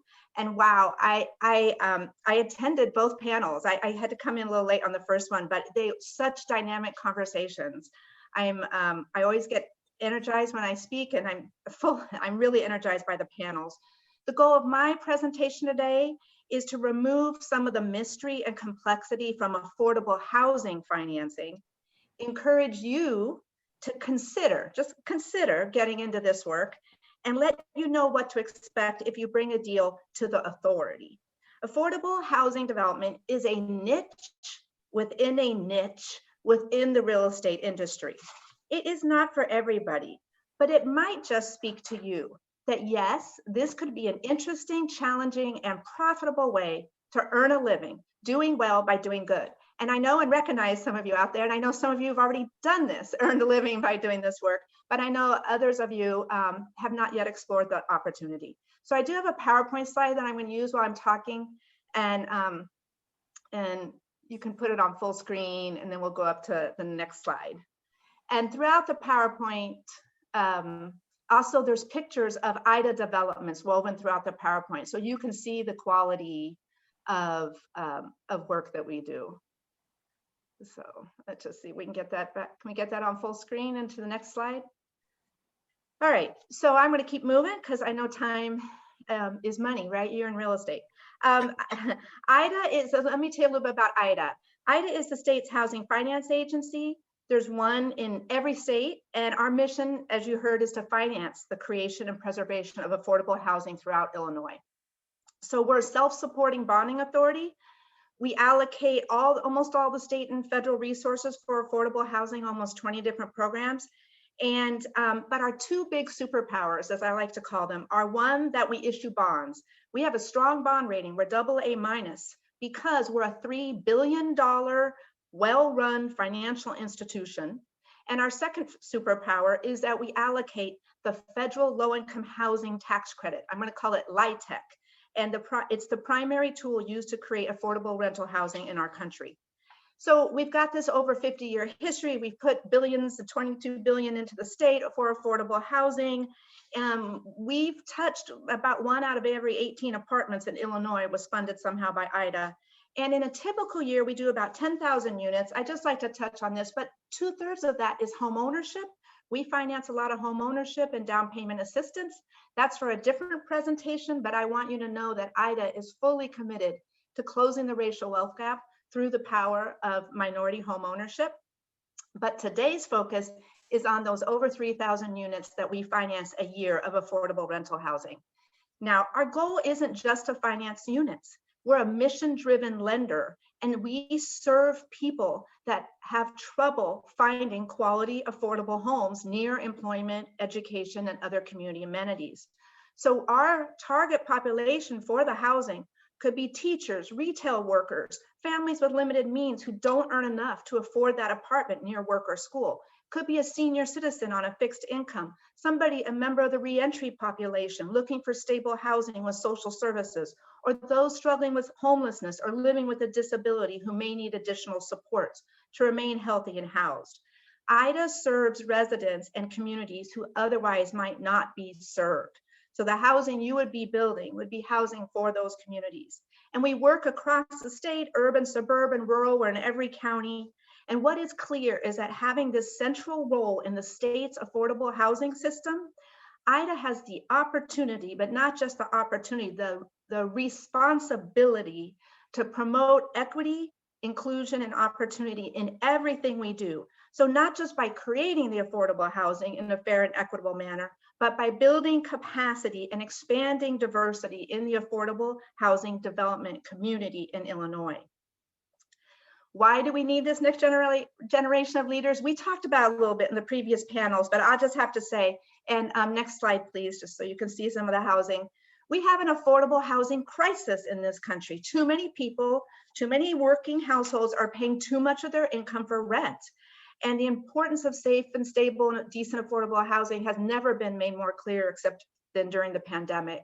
So we need more affordable housing. There's a huge demand, and it's one of the upsides of going into this type of real estate development is that demand is strong. So how are we going to grow the number of units? Illinois needs a strong pipeline of talented developers, architects, GCs, subs, you know this story, who are committed to meeting the need.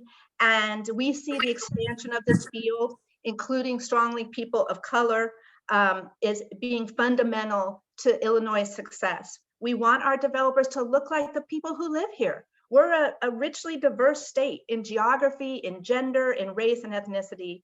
And so we are really committed to expanding, to spending that circle. Right, what happens right now is there's kind of the, developers help us connect to the community, and this can't be done with just a small insular community of established developers, you know, speaking and acting on behalf of others. We really want to broaden the space. And so we're in this time, you've heard it. I really do think that so many things are aligned, opportunities, all the things we've heard with CEMDI, the alignment of the public sector. Right now you have a city, a county, a state, and a federal government, all who care deeply about housing, but also minority wealth generation and expanding you know, access to capital. So next slide. So let me talk a little bit about affordable housing development. There's three things you have to know right up front that are different than standard real estate finance. So if you went to business school or if you watched those late night infomercials, you think that 2 + 2 = 5 in real estate. You think you buy a piece of real estate for $2 million and you put $2 million into it and it's going to be valued at $5 million. But that's not usually the way it works in affordable housing. You buy it for $2 million, you put $2 million into it, and guess what? It's worth $3 million. That's why you need the subsidies like the low-income housing tax credit. Another difference in affordable housing is that affordable housing developers make their money a little differently than most real estate developers. Market rate developers rely more on appreciation and annual cash flow. Affordable developers will typically rely less on short-term appreciation, less on cash flow, though the cash flow certainly has to be there, and instead derive their income through upfront developer fees. Now that may sound really good to you, but the third difference in affordable housing development is that those upfront developer fees aren't given without a long-term expectation of you holding the property, taking good care of it, and complying with the affordability requirements of being a great housing provider. For a LIHTC deal, you're expected to hold that property for at least 15 years after construction's complete, and the property will carry rent restrictions for 30 or more years. So those are three fundamental ways that affordable housing developers see the world and operate in a world that is a little different. At IDA, when we get those deals, Depending on how far along you are in that process, we will work with your transaction, and I'm going to take you through the stages that we move the deal through, and and give you a timeline that's attached to it as well. So next slide. So there are 5 stages that are kind of classically understood in the real estate development process. There's the pre-development stage, then there's the feasibility, will it really work? Then it looks like it's going to work, you pull it all together and do the closing, then there's construction, and then there's lease up. And so it's this pre-development phase that we've talked about today that can be so expensive, and it's where you put the at-risk capital. And it's hard because it's where developers take risk, and you may or may not get that money back, because as you move down the road to feasibility, you may determine that the project's not feasible. And the pre-development costs, for example, can include site control, purchasing an option, architecture and design, because the community stakeholders, the lenders, they want to see what you're proposing, legal fees, community relations and engagement, municipal charges, market studies, and this is all before you know whether or not for sure your deal is going to get done. For those pre-development costs in housing and affordable housing, there are a few local lenders in Chicago, including IFF, Chicago Community Loan Fund, LISC Chicago, Enterprise Community Partners, and SENAIR. But accessing this pre-development capital can be challenging, and it is expected typically to be repaid. One of the things that IDA has done to try to lessen, there's still pre-development costs, but try to lessen the impact of the pre-development cost on the prospective IDA borrower, is that we've created something called the Preliminary Project Assessment, the PPA. So this is something that you fill out and share with IDA before you do your full deal application. This is kind of a smaller set of information that's still going to cost you a little bit of money, but not as much as a full-fledged application. And IDA takes in that information, will evaluate the site and the market for the project concept, project design. We look to make sure that there's not too much of a concentration of already subsidized housing in that neighborhood. And then we come back to you after that PPA with either an approval, a conditional approval, or a fail. But it is important to note that if you get an approval or a conditional approval in your PPA, that doesn't mean you have project funding from IDA. That just means that you have a green light to move forward to a full application. So you can see there are steps and stages, but the PPA is, I think, a great time to meet and with the staff. And actually, we encourage you to reach out to IDA staff even before the PPA. You have a deal in mind, call us, reach out. I'm going to give you an email, and reach out to our multifamily staff, sit down, and let's talk about the deal. Then once it's past that PPA stage, then it moves into the hardcore feasibility stage. That's where we get the full application, all the things you would expect to have to pull together for your real estate project to be reviewed in detail by us as a lender. We're underwriting financial feasibility, your ability to not just get the project done, but be a good landlord for the next 15 years. We look at the capital stack to make sure that there's appropriate resource allocation and that we're not over or under subsidizing the project. And we do all that, and it's a very fluid process. There's a lot of communication back and forth. So that's that next phase. If the project is given the green light at that stage, then it would move forward to our board of directors with a recommendation to award IDA resources. But many of our resources are competitive. And so there's actually a scoring process that is gone through. And we are oversubscribed, particularly for the 9% low-income housing tax credit. The last stage, I'll just say real quickly, of course, would be then closing, and then you move on to construction, and then there's lease up. And I just would say that as your project moves through those phases, you're working with different folks at IDA. Then in construction, you're working with our construction monitoring team. And then after that, and you can move to the next slide, please. And then when your project is done, then you've leased up, it moves over to asset management. I just love showing these pictures because I think for some of you, you've driven by these buildings and you didn't know they were affordable housing. They're just, you can see the high standards of quality. So I think I saw there's a question there about the QAP. Let me talk about the QAP. I mentioned that many of the IDA, that's great. And there's another picture of a beautiful development. Many of the IDA resources, well, the key one, the LIHTC, how do we determine which deals get that LIHTC, right? How do we evaluate it? So there's something called the Qualified Allocation Plan. And the LIHTC comes from the federal government, and there's certain rules that we have to apply through the QAP for how we determine which projects are going to get the award. But the state also gets the opportunity to add in its preferences as well. So it could be that we might have a preference one year for more supportive services or more elderly housing or something like that. In Illinois right now, we have a geographic set aside so that we make sure that not all the resources get sucked up by Chicago and Cook County, quite frankly. I mean, we make sure that there's suburban deals done and downstate deals done in small towns, medium-sized cities, et cetera. But our tax credits, they're usually oversubscribed on a 3-to-1 basis.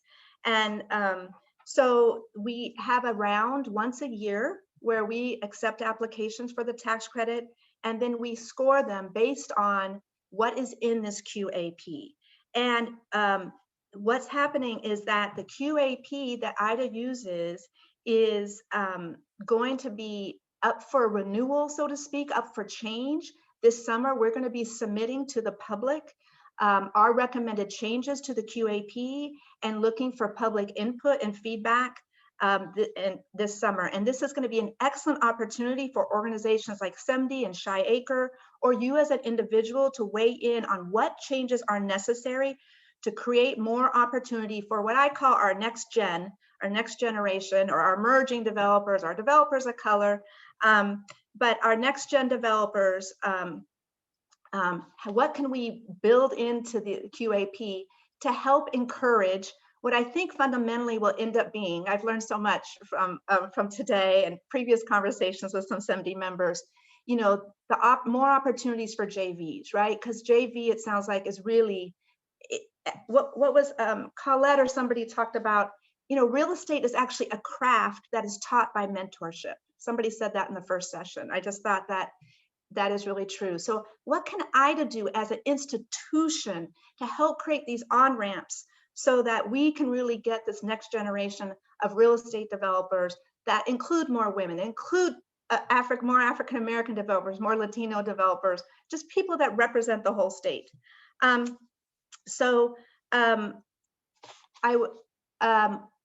don't we go to the next slide? I love these developments. Nope, stay on the picture for a minute. It's okay. I want people to absorb the beauty and the quality of what you could feel good about developing. So to continue these discussions, we are looking at other things besides just JV.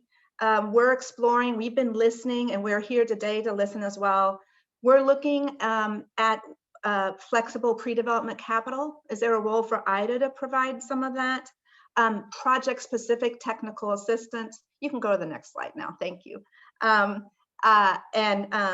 Training and education to build capacity. We really want to know where you see a role for a quasi-public state institution, lending institution like IDA, and would love to get your feedback. And also, I also want to say that that will be happening in late spring, early summer, right? But if you have ideas now, if you have ideas about institutionally what IDA can do with the QAP, you can email me directly at kfaust@ida.org. But if you have a particular deal that you want to talk to somebody about at IDA, don't send me your deal. You'll get much faster response if you email multifamily fin. It's really like multifamily finance, but it's multifamily fine, FIN, at ida.org. And you can have email correspondence, and you'll end up talking with IDA staff about your deal. So we want to say to you that if you're interested, you've thought about doing affordable housing, you've rehabbed 2 and 4 flats and you're ready to do something bigger, or you've owned a bigger building and now you want to try, but it was naturally occurring affordable housing, and now you want to try working with more government subsidies like LIHTC. We hope you'll reach out. We hope you'll talk to us. We look forward to your participation in our QAP. And I just will conclude with the fact that for over 50 years, IDA has been working directly with our development community partners to increase the availability of affordable housing for underserved populations, working especially to bring affordable housing to amenity-rich areas, but also we do finance affordable housing in underinvested areas if it's part of a comprehensive revitalization plan. We rely on the expertise of our developer partners who access and apply the state's housing resources to accomplish our mission year after year, and we look forward to working with you. Kristin, thank you very much for explaining what many view as an extremely complicated topic. You broke it down wonderfully, and I'm sure your email and that of your colleagues is going to be buzzing.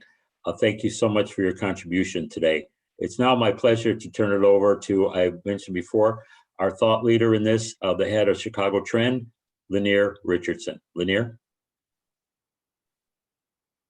Thank you, Graham. It's my pleasure to be here, and I'm so happy to have sort of final remarks before we conclude our program, and I'm happy we're doing it on time. Getting more people of color positioned and capitalized to lead, to drive, and own substantial commercial real estate development is clearly urgent and important. And so I want to thank everyone who's participated today, and especially the people who made time to be on our panels. Much respect is due to the CEMDI visionaries, Gwen, Leon, and Graham, for bringing energy and attention and leadership to this issue. We especially all appreciate the partnership of Mayor Lightfoot and Commissioner Cox, and the financial support of the Chicago Community Trust here. Thank you to all the team members at Muse and Chicago Trend and the DL3 team who've all helped behind the scenes to make this morning come together. Please know that we're going to incorporate what we learned today as we continue to explore the best ways to move the 6 key CEMDI initiatives forward. You see them on the screen right now. If anyone has interest, has ideas or deals or funding that can advance the CEMDI work, please feel free to contact us. You see the information there. We will send a survey link to everyone who attended today, and we ask that you complete the survey. Obviously, the survey will help inform our work, and if you'll just take a few minutes, the survey is important. And I'm inviting you to stay connected to our work at CEMDI, and the website link is cemdi.org. Thank you all. It's been a great morning, phenomenal panels, and I'm happy to play a part in this initiative.